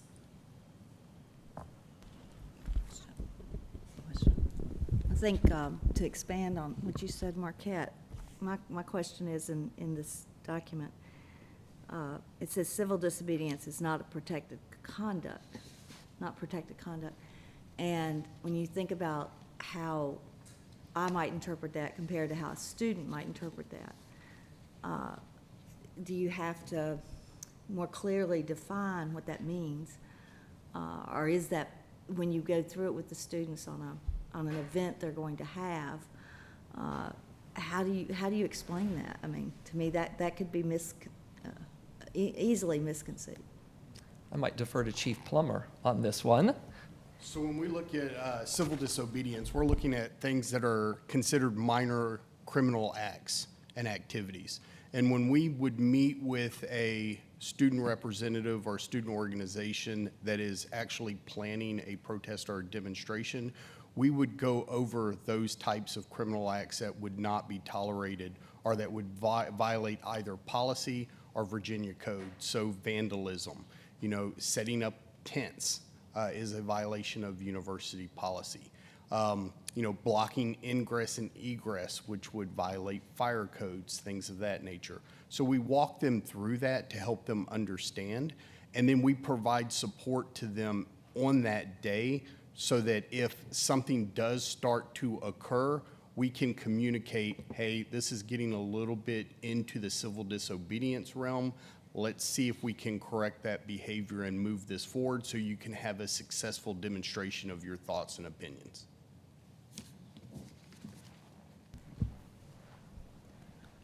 Other questions? Could I ask I don't know if it's a question to the board or to the committee, and love your feedback. Harvard their board took a posture to indicate that the institution plans to remain neutral on any political issues that occur and will not say anything. A lot of what we're talking about here is very organized process. In the event you have an unorganized event, the institution right now doesn't have a baseline policy that says we don't take sides. The presumption is our policies and what we've articulated here, as I'm understanding it, basically says we're not taking sides and we're showing how we're going to operate in that spirit. So the question becomes, do we take a similar posture as Harvard and perhaps other institutions to make it very clear that our position is to allow the free flowing of ideas in an organized fashion, and we will not take sides. So if it is a spur of a moment kind of thing, we don't have to explain that, that we're not taking sides, we're implementing our policies, because it's seeing what has happened with these institutions, the whole conversation of an organized manner and the policies gets left out. And then we're left with state police at on the campus. So that's just a thought, given that at least other institutions are thinking about it. Is that something we need to set the baseline so that all the work you've done, everybody understands the basis of why this exists? I don't know if it's a conversation top, but I just wanted to offer that. If I could just start with a little bit of a framework around that. Harvard is a private institution. So as a private, they do have the ability to be independent, right? We are a state institution. And so while in general we are neutral on positions because we're an educational institute. And if people aren't talking to each other, it's very difficult for them to hear each other, right? And so we want to make sure we are facilitating the understanding of different perspectives. And in that, in general, it does not make sense for a university to say this is right or that is right. Okay, just as a philosophy. But as a state institution, I will just say, just if the state takes a position, very difficult for the university to then not take a position as a state institution. It's complicated. So what I would say is that what Harvard has stated, I think as a general philosophy, makes sense, but situationally, there may be times when the university does take a position, although I would expect it to be fairly rare. Thank you. That was clear and concise. That's exactly what helps me frame my thought process. Thank you. Just to add to that as well, we do have a First Amendment assemblies policy within the police department that guides our officers' actions, and it goes to that content and viewpoint neutrality that we express when we go out there. Any other questions or comments? Sure. Jennifer, I just want to commend you on something that you said and something that I know, Susan, you and your team are very passionate about, and that is the relationships you have with students. And we know that, when we have relationships with people, even people with whom we disagree, that it's hard to be ugly. It's hard to get violent because you have a relationship with that person. And so I just want to commend you for that. Thank you. I think this has been a valuable presentation for us and discussion. Thank you so much for taking the time to present to us, put together some thoughts, and all the work that you're doing towards keeping our students safe and focused on education. So thank you very much.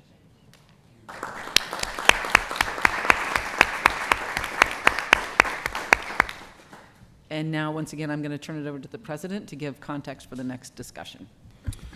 Right, the next topic as listed is AI Task Force Update. Since we're all masters on AI, we really don't need this, right? Okay. Of course, it's the exact opposite, right? When AI has been around for a long time, but when generative AI occurred and was opened up to the public, suddenly everybody started questioning what their roles were as educational institutes, as businesses, and how do we work with that. The governor issued 2 different executive orders on AI, and I will just say, in essence, how do state institutions take advantage of these opportunities, but also guard themselves from potential downsides of AI. And we, as part of understanding what our response could or should be, we set up a task force on campus that was at first charged with looking at those executive orders and making sure that we were doing our due diligence in looking into the intent of what the governor would like each state institution to do.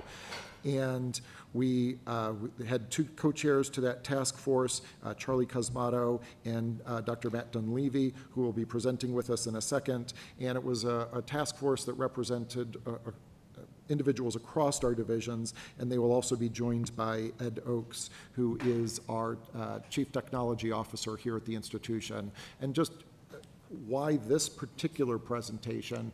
About 3 months ago-ish, maybe a little longer, they presented their update to the President's Cabinet. And they had some recommendations for us to consider on things we should do as an institution. And we as Cabinet thought it would be really helpful for you all to hear those same opportunities for us to embrace or change with AI.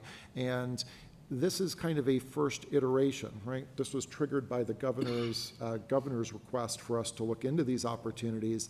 But the educational side of this, as We've had conversations with faculty. There is a very long tail to this. This isn't where we know exactly what AI is, we know exactly how to incorporate it, we know exactly how our students should be using this by the time they graduate. This is an evolving process that will take us, it'll probably never finish, right? It's just an iterative process. So this is, their task force and their report is the start of how we are considering making changes with AI. It is not the finish. And with that, gentlemen.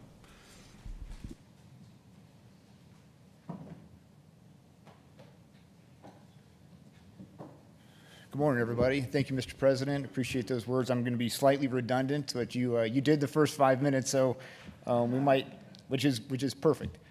So good morning. My name is Matt Dunleavy. I serve as the Executive Director of the Vinod Chatra Impact Lab here at Radford University. I'm joined by my colleagues Charlie Cosmato, Director of the Center of Innovation for Teaching and Learning here at the university, and Ed Oakes, Associate Vice President for Information Technology Services and CIO.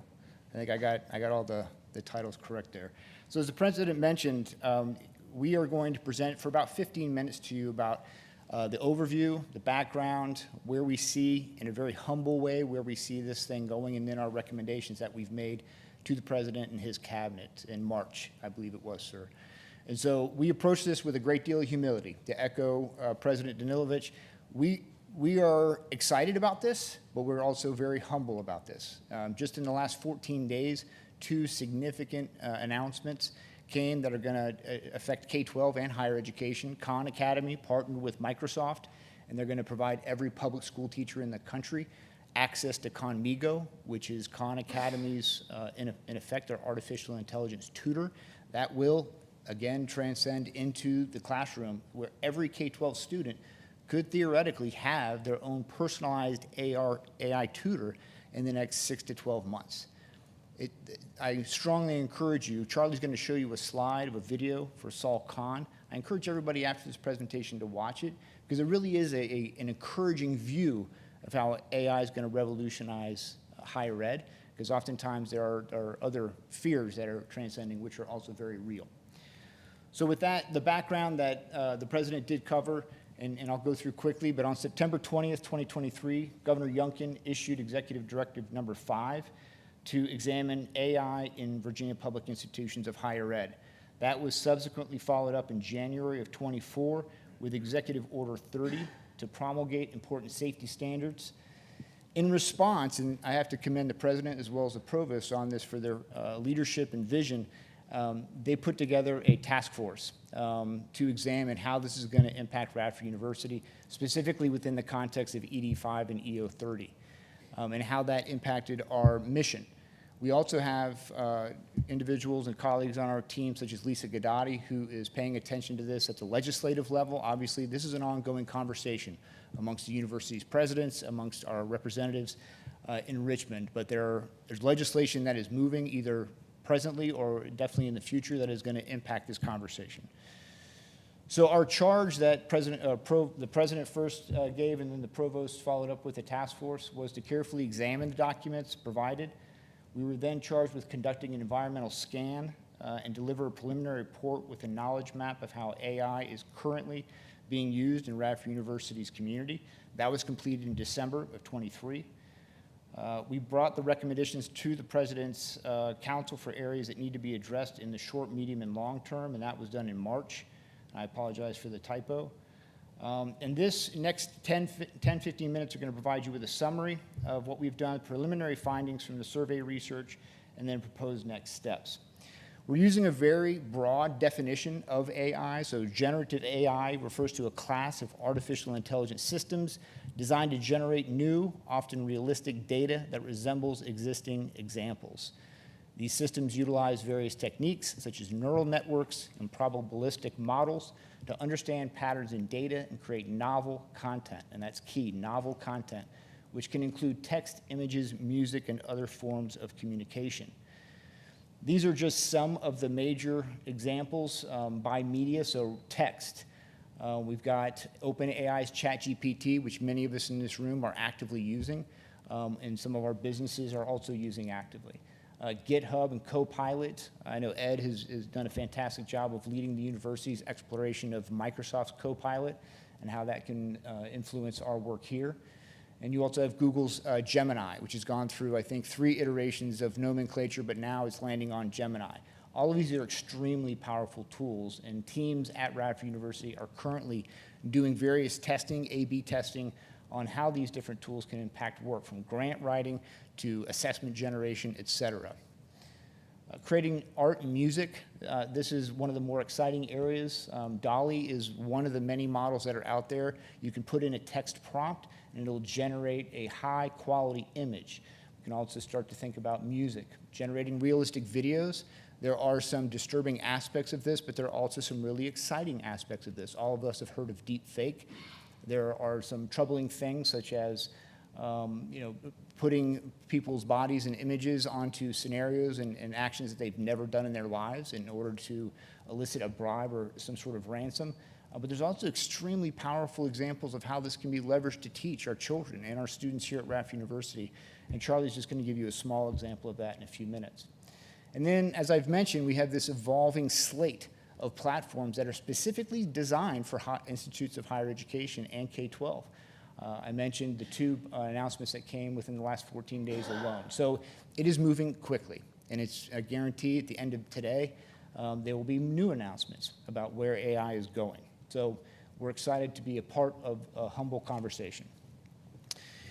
The applications that Charlie is now going to come up and cover, and you ready? Are going to include some of the examples that I outlined. Good morning. Thanks again, everybody, for being here in the most beautiful part of the country, the most beautiful outdoor campus, and committing to spending some time indoors to make it continue to be just that. Little side joke, we thought about updating this. We thought, folks want to be outdoors, the most beautiful place in the world. So maybe we'll create an AI BOV bot that does a lot of the work for you today. And so you could spend some more time outdoors enjoying the campus. And I had it write up an agenda for the BOV bot after it created it in about 30 seconds. And it said the most important thing was a new student code of conduct, and it even came up with some suggestions. Don't do school, eat your drugs, and stay in vegetables. And that ended our interest in a BOV bot. So on with our example. We decided instead to ask AI to generate a team of universally appealing faculty members, write an introductory course in theoretical astrophysics, and prepare instructional media for the course using the generated faculty members, rich opportunities for personalization and interaction, and all with a modern Radford University look and feel. We did it. These are some of the results of what can happen today.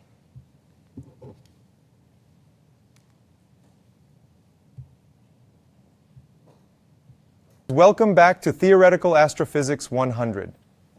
Today we begin our exploration of dark matter with a short lecture to introduce some key concepts. Picture the universe as a grand cosmic tapestry, woven with galaxies, stars, and planets. Yet, lurking in the shadows of this magnificent display is a mysterious force that defies detection by conventional means: dark matter. Hello friends, my colleague, Dr. Deepfake, asked that I drop by to chat with you about your prior knowledge of dark matter. This is a dense subject, so we want to jump in at the right place for you. Take a moment to reflect and share what you already know about dark matter in the box below. In a few minutes, I'll summarize the responses and help Dr. Deepfake pick the next topic for discussion based on your current understanding. Student colleagues, welcome back to Theoretical Astrophysics 100. Today, we begin our exploration of dark matter with a short lecture to introduce some key concepts to guide our exploration. So, get ready to expand your understanding of the cosmos and embark on an intellectual voyage that stretches across the vast expanse of space and time.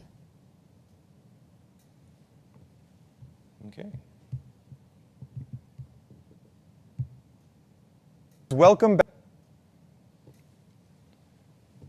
So, interesting. Is it ready for prime time? Well, what happened when we asked it to go into a little more detail about dark matter? got some very interesting information, and not all entirely accurate. So the tools are exciting and interesting, and they certainly have some application, but we have a lot of work to do, and we still have a lot of decision-making about how we're going to use them. So let's talk a little bit more about some of the possible areas for exploration. Personalized and adaptive learning. AI can tailor educational experiences to the unique needs of individual students. Potentially some administrative efficiency, streamlining processes from student enrollment, registration, to academic advising and financial aid management. Research and development can be a strategic ally, crunching massive data sets for analysis, offering predictive modeling to foresee emerging research trends. And then, of course, beyond academics, AI extends its reach into other areas such as security, surveillance, early threat detection systems, predictive student retention activities, and so forth. And again, each of these comes with its challenges, practical, ethical, legal, but they're all very interesting and worth having conversation about. This is the speech, the presentation that Matt referenced early on, how AI could save, not destroy education. Just wanted to pull that up. That's Saul Khan at TED 2023. If you've not seen that, you might want to take time to listen to it. Makes some interesting points. Again, good discussion points.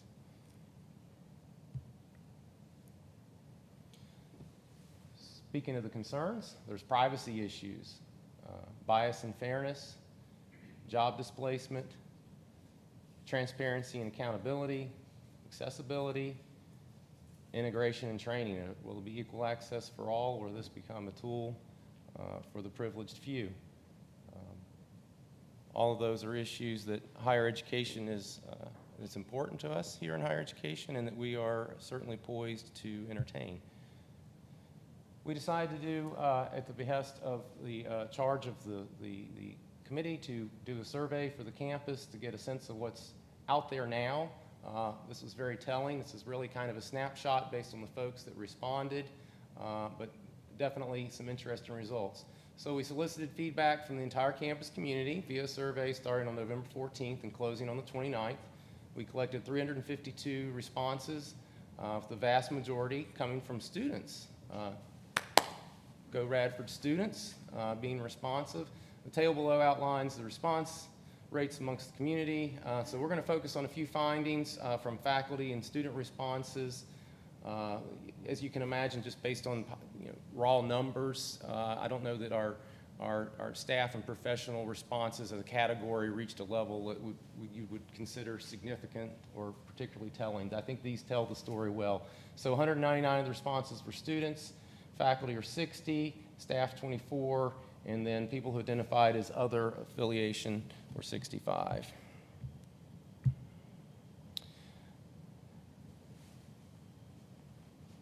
This is a very poignant response from one of the free response areas that we thought was worth putting in here. From Jeff Pollack in Religious Studies and Philosophy. The very definition of knowledge will change, as will modes of accessing current knowledge, generating new knowledge, and analyzing the meaning and significance of knowledge. We will need to shift our methods for instruction, research, and writing to incorporate a robust, holistic approach to prompting AI networks, evaluating ethical considerations, validating AI outputs, and continuously improving to address the rapid ongoing development of the technologies. Very, very poignant and succinct summary of some of the key issues.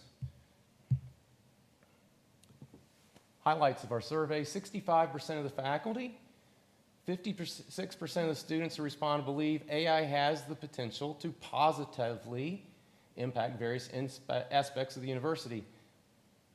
At the same time, 81% of the faculty and 65% of the students believe AI has the potential to negatively impact. Education is working. Our students are wrestling the good and the potentially negative aspects. 94% of the faculty and 70% of the students who respond are concerned about ethical implications of AI in academia, such as bias, privacy, integrity, cheating, and other ethical issues like deepfakes, such as Matt had mentioned. Faculty expressed the urgent need, and we bolded this because this is a recurrent theme, not just here, but throughout the academy, urgent need for guidance and policy pertaining to the ethical use of AI, and we'll kind of get into some recommendations later on around that point specifically. 93% of faculty and 65% of student survey response think AI should be integrated into university curricula. Very fascinating. So there are certainly outliers who do not feel that way, in fact, feel very strongly in a different direction. But a sizable majority, at least of our respondents, are interested in how AI will be used in university curricula. Curricular programming, of course, is the purview of the faculty, and the best fit of AI in the curricula is a topic that survey response are overwhelmingly interested in. Later on, I'll have a few samples of some topic areas that faculty are already exploring, really exciting things. So what we have done at this point, a team of 5 Radford University TNR and professional faculty are going to participate in the American Association of College and Universities AI Pedagogy and Curriculum Institute starting September 12th. This is a direct result of, we had some open questions in the survey about folks who would like to be in continued dialogue about these issues for the university, and we sent a secondary survey to those folks and asked if they'd be willing to participate in this program. And so we're sending myself for the task force, where we'll have representation in the library, Bruce Mahan in the Department of Music, David Beach, Director, Undergraduate Curriculum, and a professor in the Department of English, and Wajong Lee, the Director and a Professor of the School of Computing and Information Sciences. So really a broad-ranging group with who bring a lot of varied interests and concerns. So really looking forward to that. Also, I should mention that these are the folks we have asked, and I felt by putting their names on this slide at this meeting, their arms have been sufficiently twisted. They'll probably be the ones that go. Some other ongoing initiatives, and I won't read through all of these, but we are coordinating. We have asked Dr. Laura Vernon in English to be a fellow in the Center for Innovative Teaching and Learning. Her project will be leading an AI professional community of practice. She's already started some campus dialogue in this area very successfully during our May training blitz. And so we're really excited about that. We're going to work with her and develop a fall learning series as well. Again, these are topics that we've been batting around and people that we want to reach out to based on our knowledge of what different folks are doing on campus. As I mentioned, Laura Vernon has been deeply interested in the pedagogy of using AI. We have John Brummett, who is doing some amazing research in the use of AI in media studies analysis. Again, Wajong Lee and her colleagues in computer science are looking at that balance between students as consumers of AI as well as developers of AI, and what's the proper place of AI as an assist in writing software, advanced software applications. Amazing work. Sam Steidel and Dan Farhat have been looking at business practices. They have some forthcoming publications, actually, in business practices leadership and business education with AI. And the list goes on and on.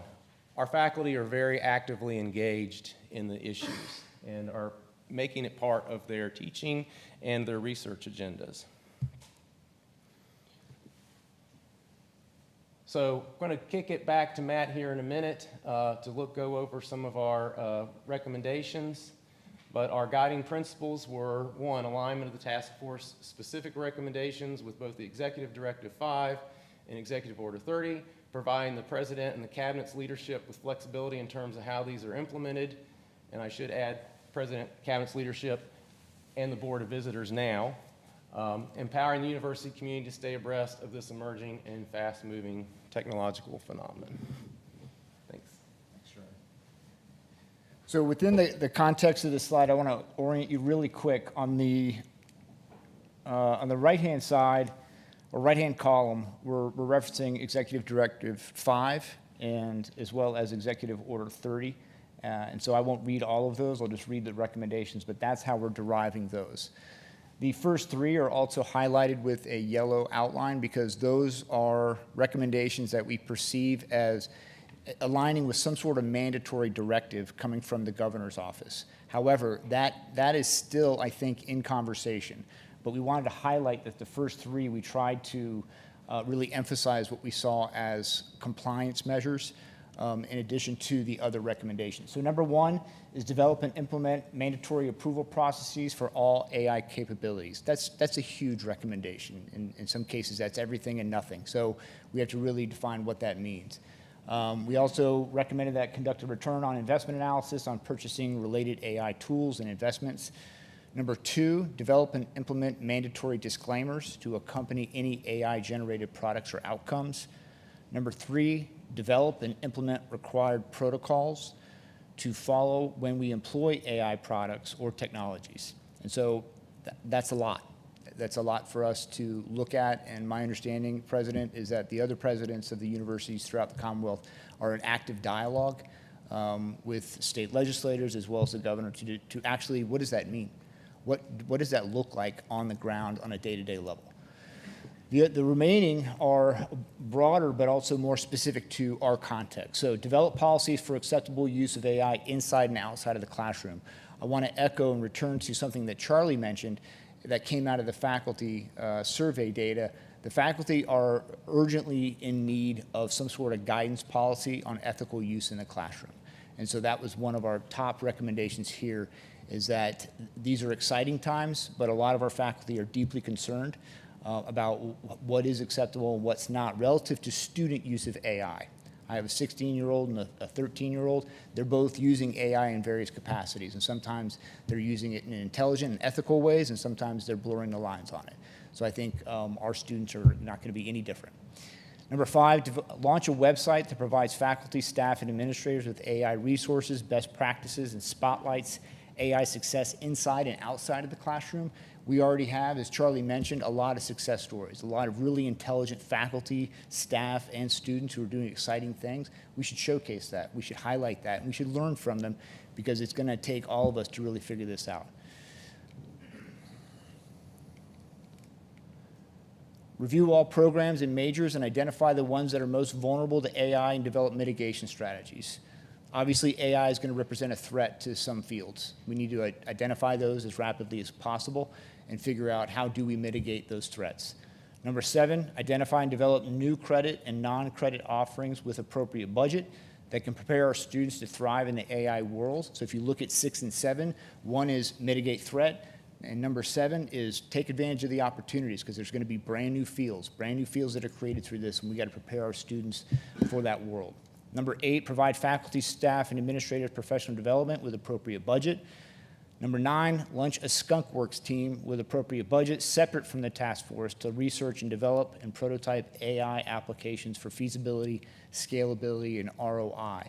Definition of skunkworks comes out of Lockheed from years ago, but basically it's an internal unit to a larger bureaucracy such as a university that has more autonomy and freedom and speed to actually start to prototype and look at these things. So we're recommending a comparable entity here. And number 10, finally, establish a biannual competition with appropriate budget to create applications that empower students, faculty, and staff to leverage AI to expand human capacity. Again, this is a recommendation in an effort to celebrate what we're doing well and also continue to push the envelope that our own community can generate as we continue to learn from people outside of the community. I want to recognize our fellow task force members here, Dr. Jean Mikolajczyk, as well as Lisa Gadati. You've already met Ed and Charlie, but it was a team effort, and we're, again, very grateful to the president and provost for putting it together.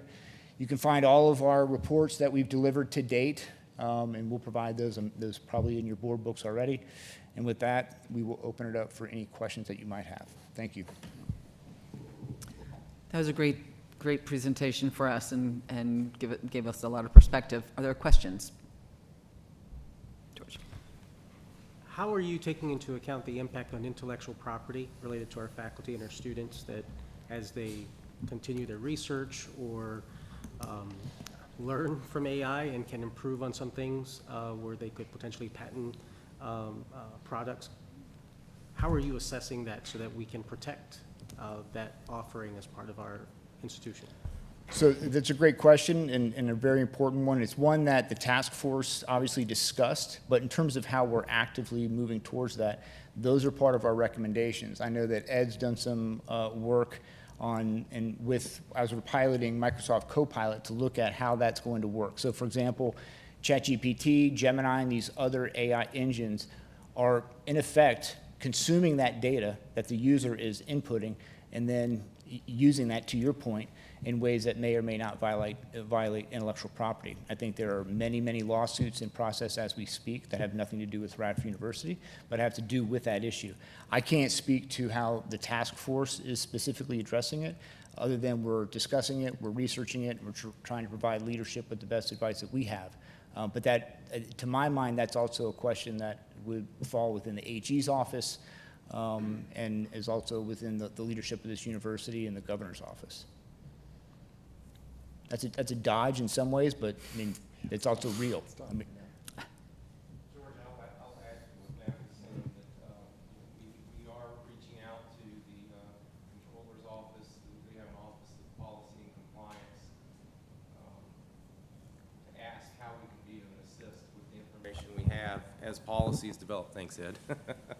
How we can be of an assist as policies being developed with all this information we've collected. You mentioned Harvard earlier, their response to freedom of speech and campus unrest and protests. We've also looked a lot at schools that have done some early leadership and policy development. One of the things that's interesting is Harvard has a student-facing policy that any work generated by AI must be cited as though you had a personal conversation with a real person, just like referencing a private conversation. That's their academic response to that, which I think is quite fascinating. It's also giving personship to AI, which is also rather interesting from a philosophical basis.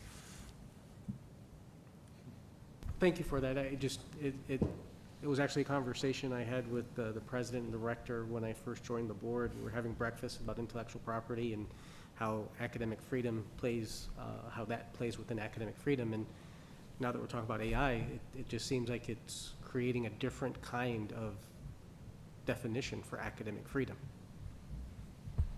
Yeah, and I think it's a debate for our entire, it's a cultural debate as well, and it's one happening internationally. So I don't have a concise or intelligent answer on that, other than it'll be worked out in the courts. I would imagine that the courts are going to have to weigh in on this at some point, and it deals with some of the privacy issues of, you know, what is our private data and how can it be leveraged by companies. But it's not a new debate. You know, we've been talking about how, you know, Google is mining our data for decades now, and there are some laws that have been developed. But I think this is a new age. Other questions?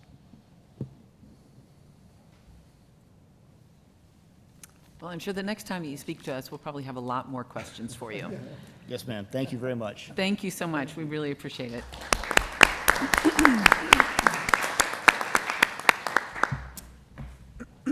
Okay, our next item is really going into closed session, where we have an item to discuss. And what I'll propose is that we'll go into closed session and then take a break, get some lunch, and then launch back in and start working. So, Bob, are we ready? I move that the Board of Visitors of Radford University convene a closed session pursuant to Section 2.2-3711A, Items 1 and 8 under the Virginia Freedom of Information Act for the discussion of personnel matters, more specifically related to the President's performance plan in consultation with legal counsel. We'll need a second for that. Is there a second? Second. All in favor? Aye. Any opposed? Okay, we are officially in closed session. We'll take a short break.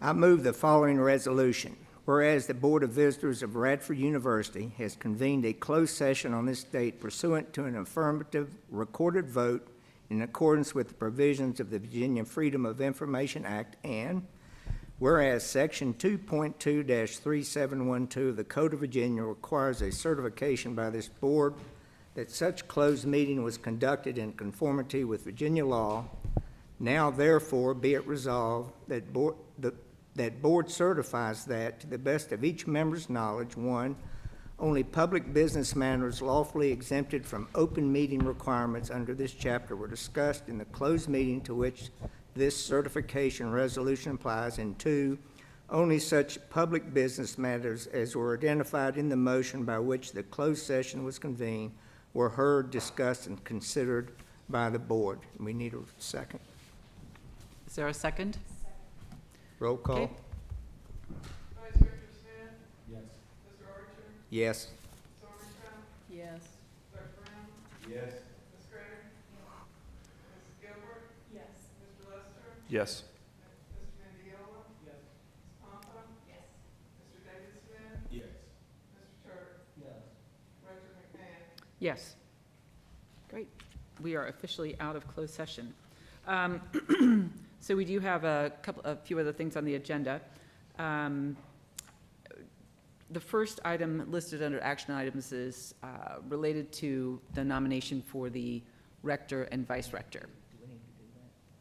We're going to do that in the next item.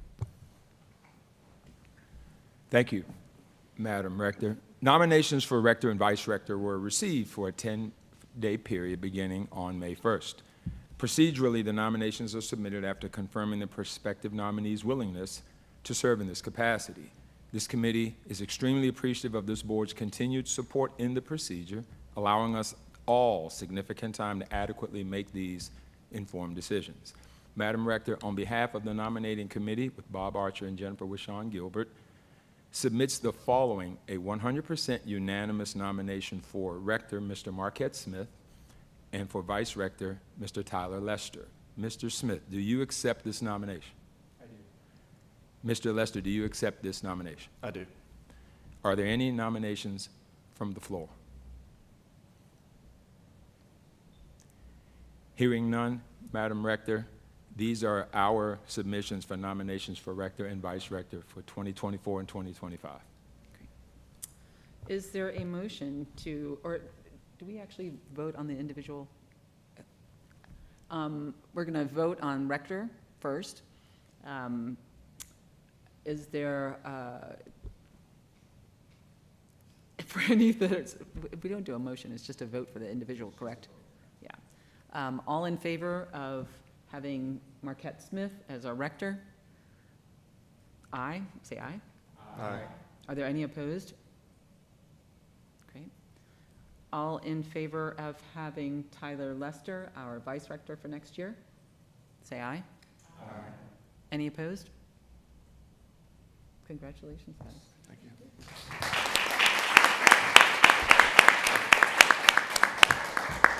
I have to say, it's really wonderful to have Marquette and Tyler in these positions. This past year, Marquette has worked really closely with me in his position as vice rector, and it was really helpful for me.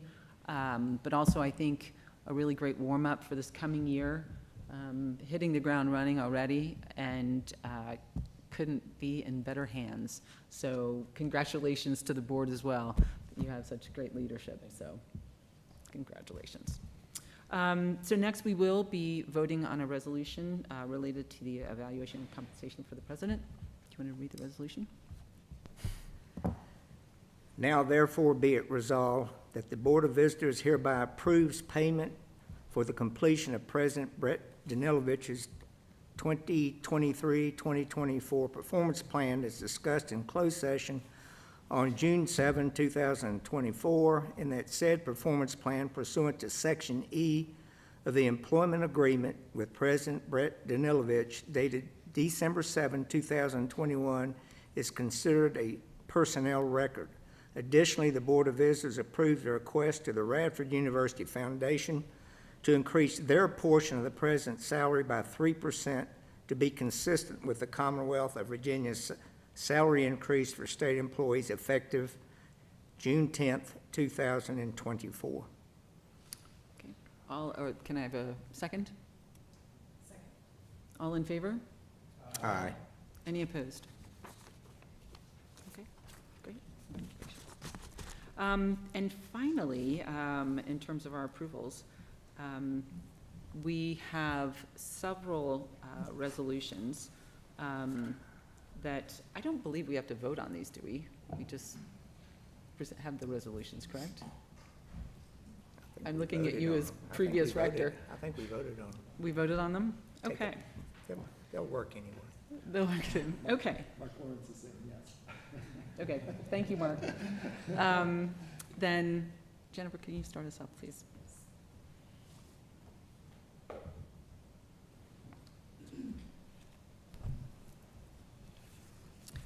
It's my pleasure to read this resolution recognizing Kurt Gingrich.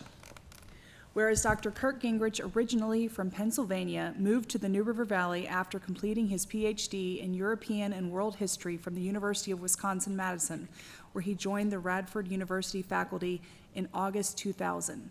And whereas throughout his career at Radford, one of Dr. Gingrich's most highly regarded attributes has been his dedication to his students and the positive impact he has made on those he has taught. And whereas students consistently praise Dr. Gingrich's ability to relate to them and refer to him as enthusiastic, passionate, engaging, motivating, inspiring, professional, and challenging. Or as best summed up by one student, his tone is passionate, his insight profound, and his witticisms acute. And whereas Dr. Gingrich holds a deep commitment to the curriculum and over the years has been an instrumental force in conceptualizing, developing, and teaching the Department of History's courses, as well as the history courses in the Honors College. And whereas as Faculty Senate President, Dr. Gingrich's leadership furthered the faculty's work in impacting student success, the curriculum, workload optimization, academic freedom, and civil discourse, as well as supporting the university's strategic plan goals. And whereas Dr. Gingrich faithfully served on the Radford University Board of Visitors as the faculty representative from 2022 to 2024 and provided valuable insight and expert guidance by clearly articulating and representing the needs and views of faculty, as well as matters related to shared governance. Furthermore, Dr. Gingrich, on behalf of his faculty colleagues, consistently demonstrated meaningful collaboration which strengthened communication and the relationship with our Board of Visitors and university administration and will be reflected in the success of our students and the university well into the future. Now, therefore, be it resolved that on the 7th day of the month of June in the year 2024, the Radford University Board of Visitors does hereby consider and pass this resolution of commendation and appreciation for service and contribution to the Radford University Board of Visitors, the Radford University students, faculty, and staff, and the many contributions to national and regional communities. And furthermore, that this resolution be preserved in perpetuity in permanent business records of the Radford University Board of Visitors, and a copy be presented to Dr. Kurt Gingrich.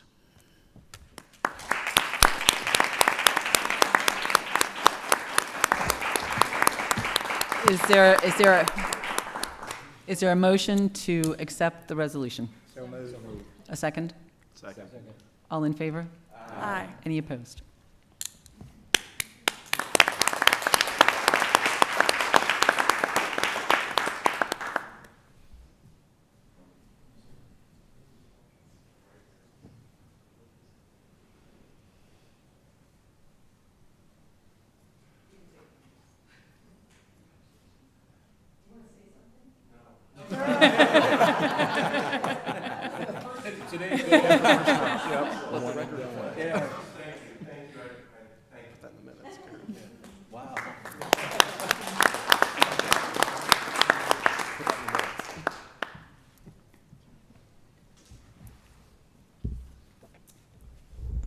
Turn it over to Tyler.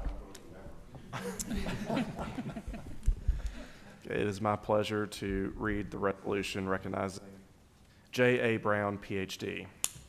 Whereas Dr. J.A. Brown has faithfully served the Commonwealth of Virginia with distinction as a member of the Radford University Board of Visitors from 2016 to 2024, and whereas since June 2021, Dr. Brown has served as Deputy County Administrator for Administrative Services in Hanover County and previously served as Director of the Department of Budget and Strategic Planning for the City of Richmond, and whereas Dr. Brown earned his Ph.D. in Public Policy and Administration from Virginia Commonwealth University, a Master of Public Administration degree from Virginia Tech, and a bachelor's degree in Political Science from Hampton University, and furthered his skill set by completing the Senior Executive Institute at the University of Virginia and the Bloomberg Harvard City Leadership Initiative.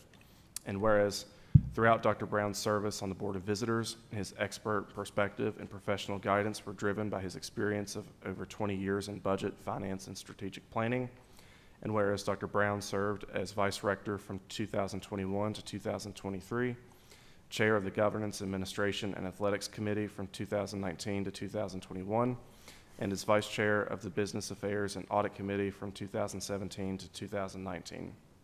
And whereas Dr. Brown served as co-chair of the Presidential Search Committee, and through a collaborative effort and engaged stakeholders, the university welcomed Dr. Brett Danilowicz to the Highlander family in July 2022. And whereas during Dr. Brown's tenure on the Board of Visitors, his thoughtfulness was always evident, whether it was decisions made in the best interests of our students or the devotion to his own family, including his wife, Chantel, and children, McKinley and Ethan. Now therefore be it resolved that on the 7th day of the month of June in the year 2024, that the Radford University Board of Visitors does hereby consider and pass this resolution of commendation and appreciation for service and contribution to the Radford University Board of Visitors, the Radford University students, faculty, and staff, and furthermore, that this resolution be preserved in perpetuity in permanent business records of the Radford University Board of Visitors, and a copy be presented to Dr. J.A. Brown.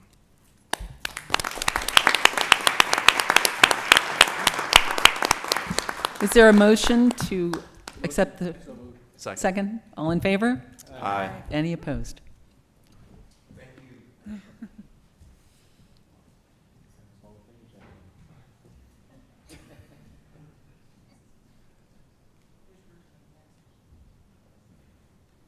Thought Bob's supposed to be taking pictures.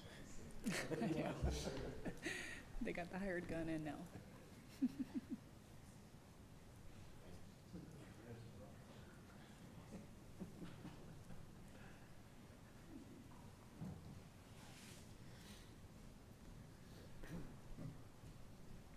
I just want to say thank you. It's been a tremendous honor, pleasure to serve on this board for 8 years. I want to cherish this moment. My family has enjoyed it in a way where sometimes actually my kids now, they've actually been Radford. And it's so good. This has been a tremendous honor. I've made friends on here. I have friends that are no longer here, but I've learned a tremendous amount from all of you. Colleagues, my former colleagues, I consider all of you not just friends, but family. And it's been tremendous just to see the progress of the university. I'm so elated about where we're headed. We are moving in the right direction. So thank you very much.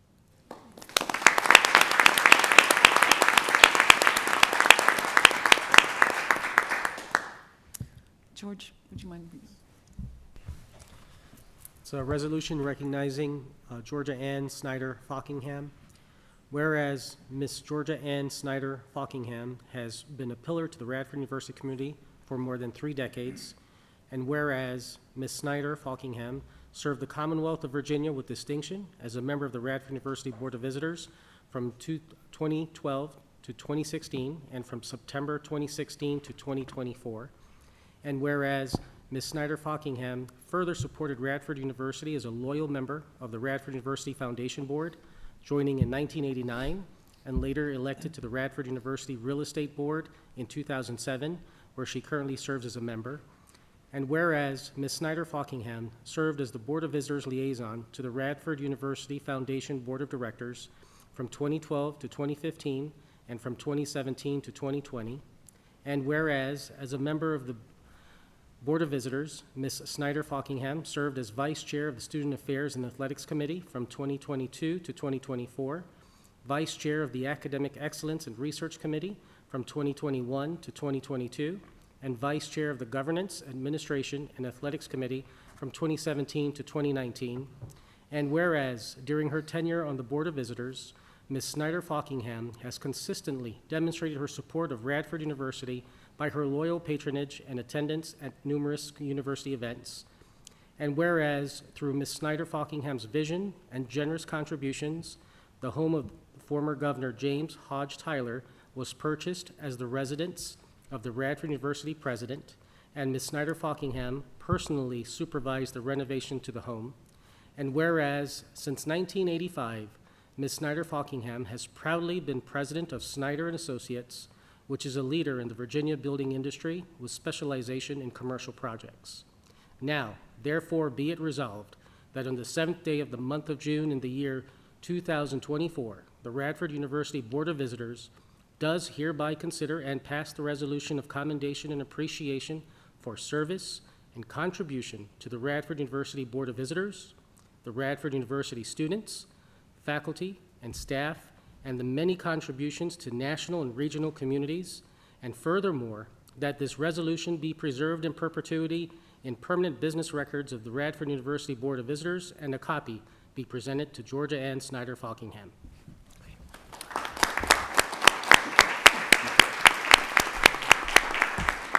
Is there a motion to accept the resolution? So moved. Second? Second. All in favor? Aye. Any opposed? Great. Thank you very much. Jeannie.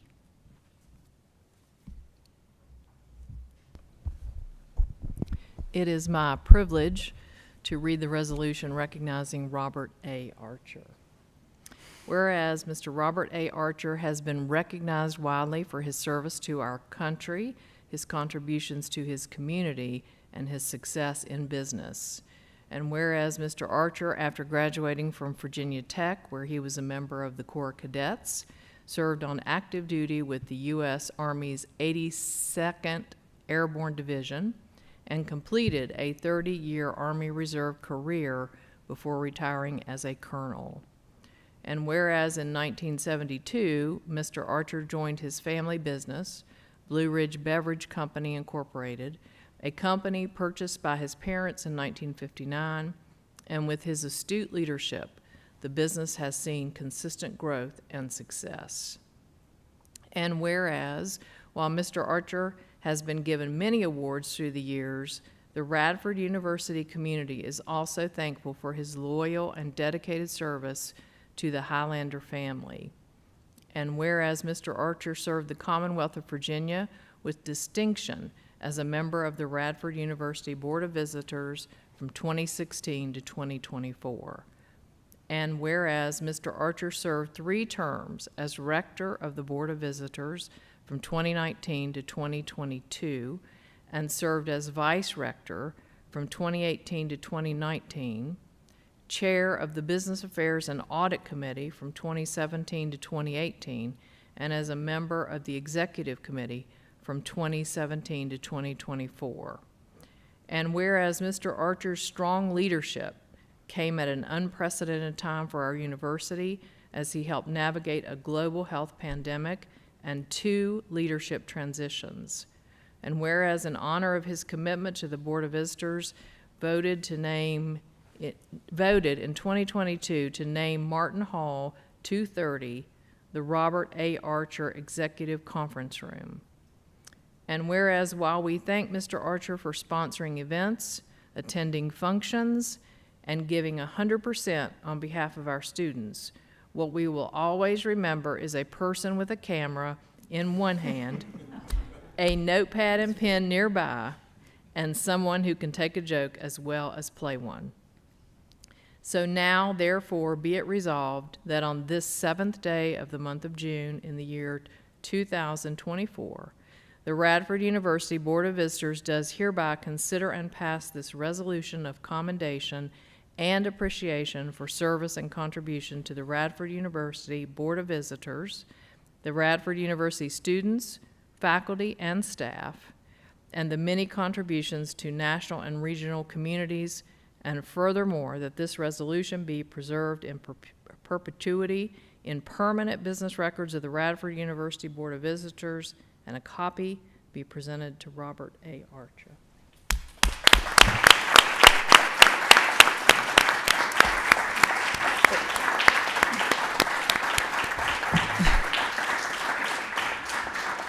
Is there a motion to accept the resolution? A second? All in favor? Any opposed?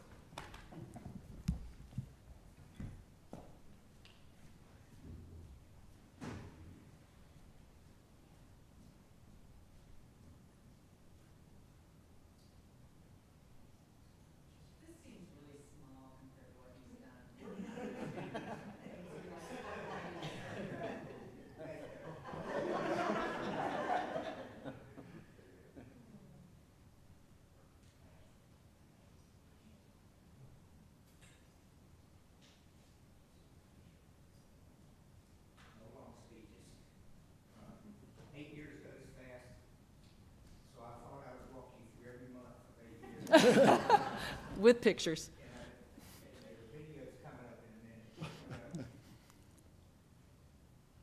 What a great honor. You've heard me say this before, but everybody on this board has served on a number of different boards and organizations and will continue to do so, but I don't know of anything that I've done that I consider right at the top in terms of importance. And who you reach out and touch.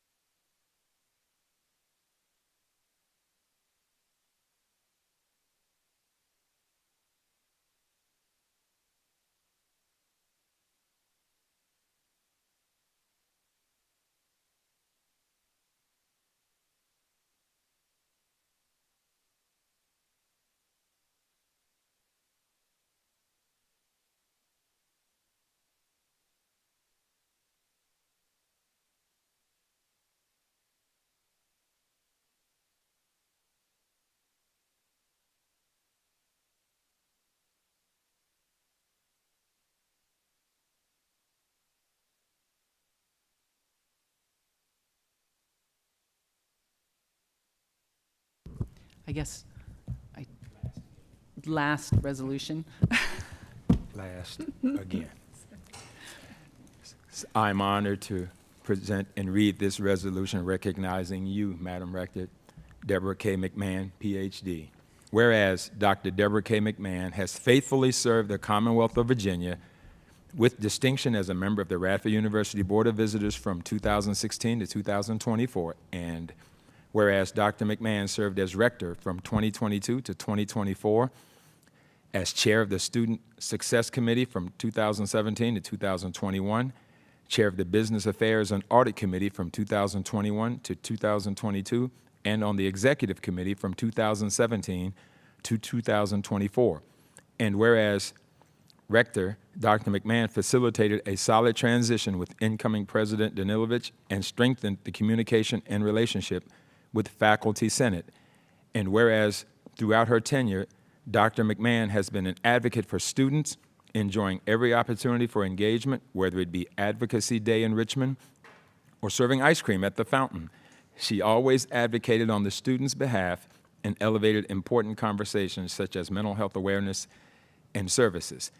And whereas Dr. McMahon has also had the unique opportunity as a board member to see the university through the eyes of a parent while she enjoyed cheering on the club volleyball team and hosting a sleepover at their home. And whereas Dr. McMahon received her PhD in pathology from the University of North Carolina at Chapel Hill, completed a postdoctoral fellowship, and was on her way to being a faculty member when she left academics to become an entrepreneur, leading an education company, Cytent, which helps nonprofits, associations, and for-profit healthcare organizations foster their reach, revenue, and reputation through better e-learning. And whereas Dr. McMahon has received many acknowledgments for her work, including Entrepreneur of the Year by the Central Virginia Business Innovation Council. And whereas through the guidance, support, and leadership of Dr. McMahon, Radford University is on a positive path to impact generations of students in the Commonwealth of Virginia and beyond. Now, therefore, be it resolved that on this 7th day of the month of June in the year 2024, the Radford University Board of Visitors does hereby consider and pass this resolution of commendation and appreciation for service and contribution to the Radford University Board of Visitors, the Radford University students, faculty, and staff, and furthermore, that this resolution be preserved in perpetuity in permanent business records of the Radford University Board of Visitors, and a copy to be presented to Dr. Deborah K. McMahon.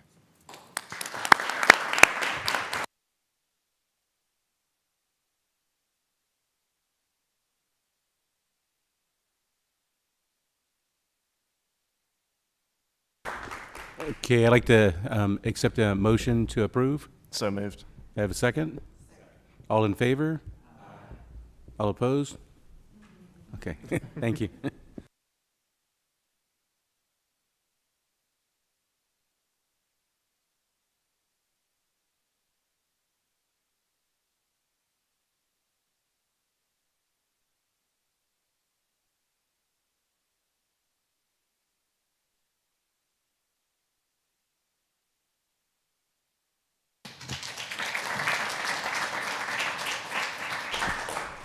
I will speak less than Bob, but not because I have fewer sentiments.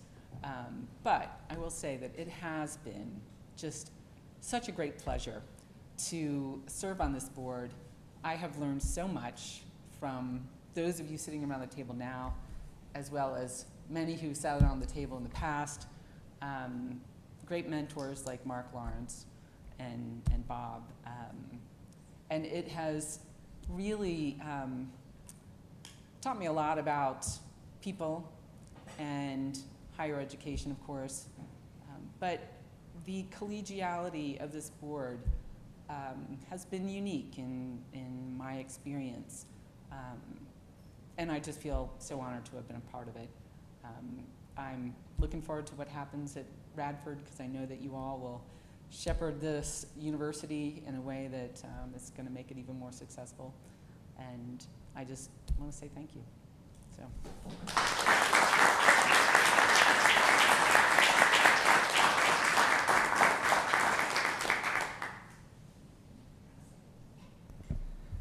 Okay, sorry, I forgot one thing. On behalf of all the board members that are leaving after this meeting, we have to thank Karen for all of her support over this entire time. We couldn't have made it without you, Karen. Thank you.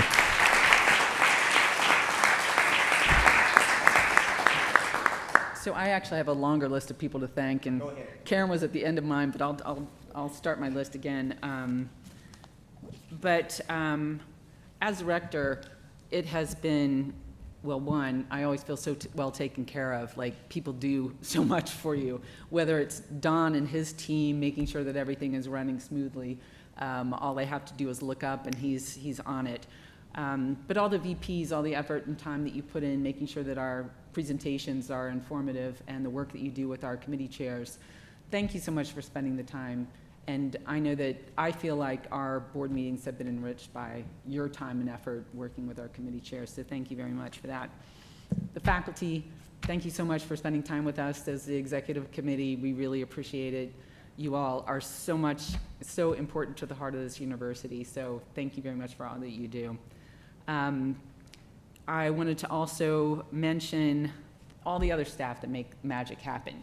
You know, we get here and all these things are set up and all these documents are made and plaques are made, and it's just magic. And there's so many people that take part in that. And as the rector, it has been, you know, it's been wonderful. I feel very well taken care of, as I said. So thank you for that. My fellow board members, it's been a great year. We have had some great growth experiences in terms of different perspectives shared at the board level, and I really appreciate that. And I feel like this board has become stronger for it. So thank you very much for that. The president and the administration, of course, it is such a pleasure to work with you, and I'm so glad that I had a chance to have 2 years with you. And I remember being there at the presidential search committee and just being so thrilled that we were able to get you. So thank you. Susan, your guidance in terms of legal, we have relied on you for many things and all of our legal team in the past. So Troy's not here, but it is always such a great pleasure to interact with the students, and our student representatives have taught us so much over the years, and I'm sure they'll continue to do so. But Troy in particular, it's been amazing what he's been able to do for the veteran students, and I feel like he's taught me so much about their perspective, and just really such an amazing person. And people like Laura Turk, I mean, she's not here, but it's amazing to have people who are so committed, like Laura, who was out there not getting paid for all the work that she does.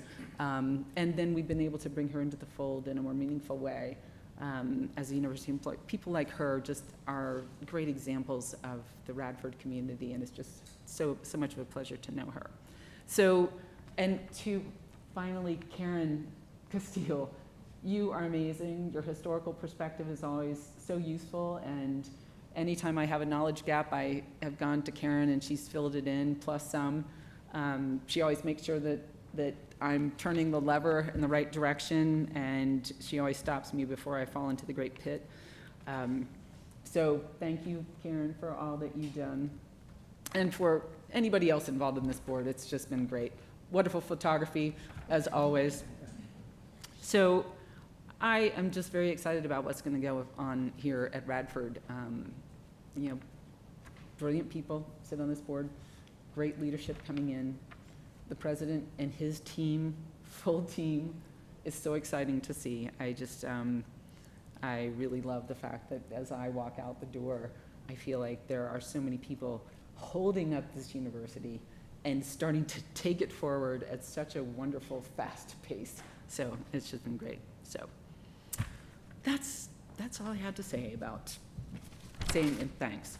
I do have 2 other agenda items, just meeting dates, making sure that you see the retreats coming up in July. We have the September board meeting, December board meeting, and then the 25 dates as well. So please put them in your calendars. I will not be there, but I will be thinking of you and getting vicarious pleasure out of the retreat and all the fun that comes along with that. So if there are no other business items to come before the board, we are adjourned. Thank you.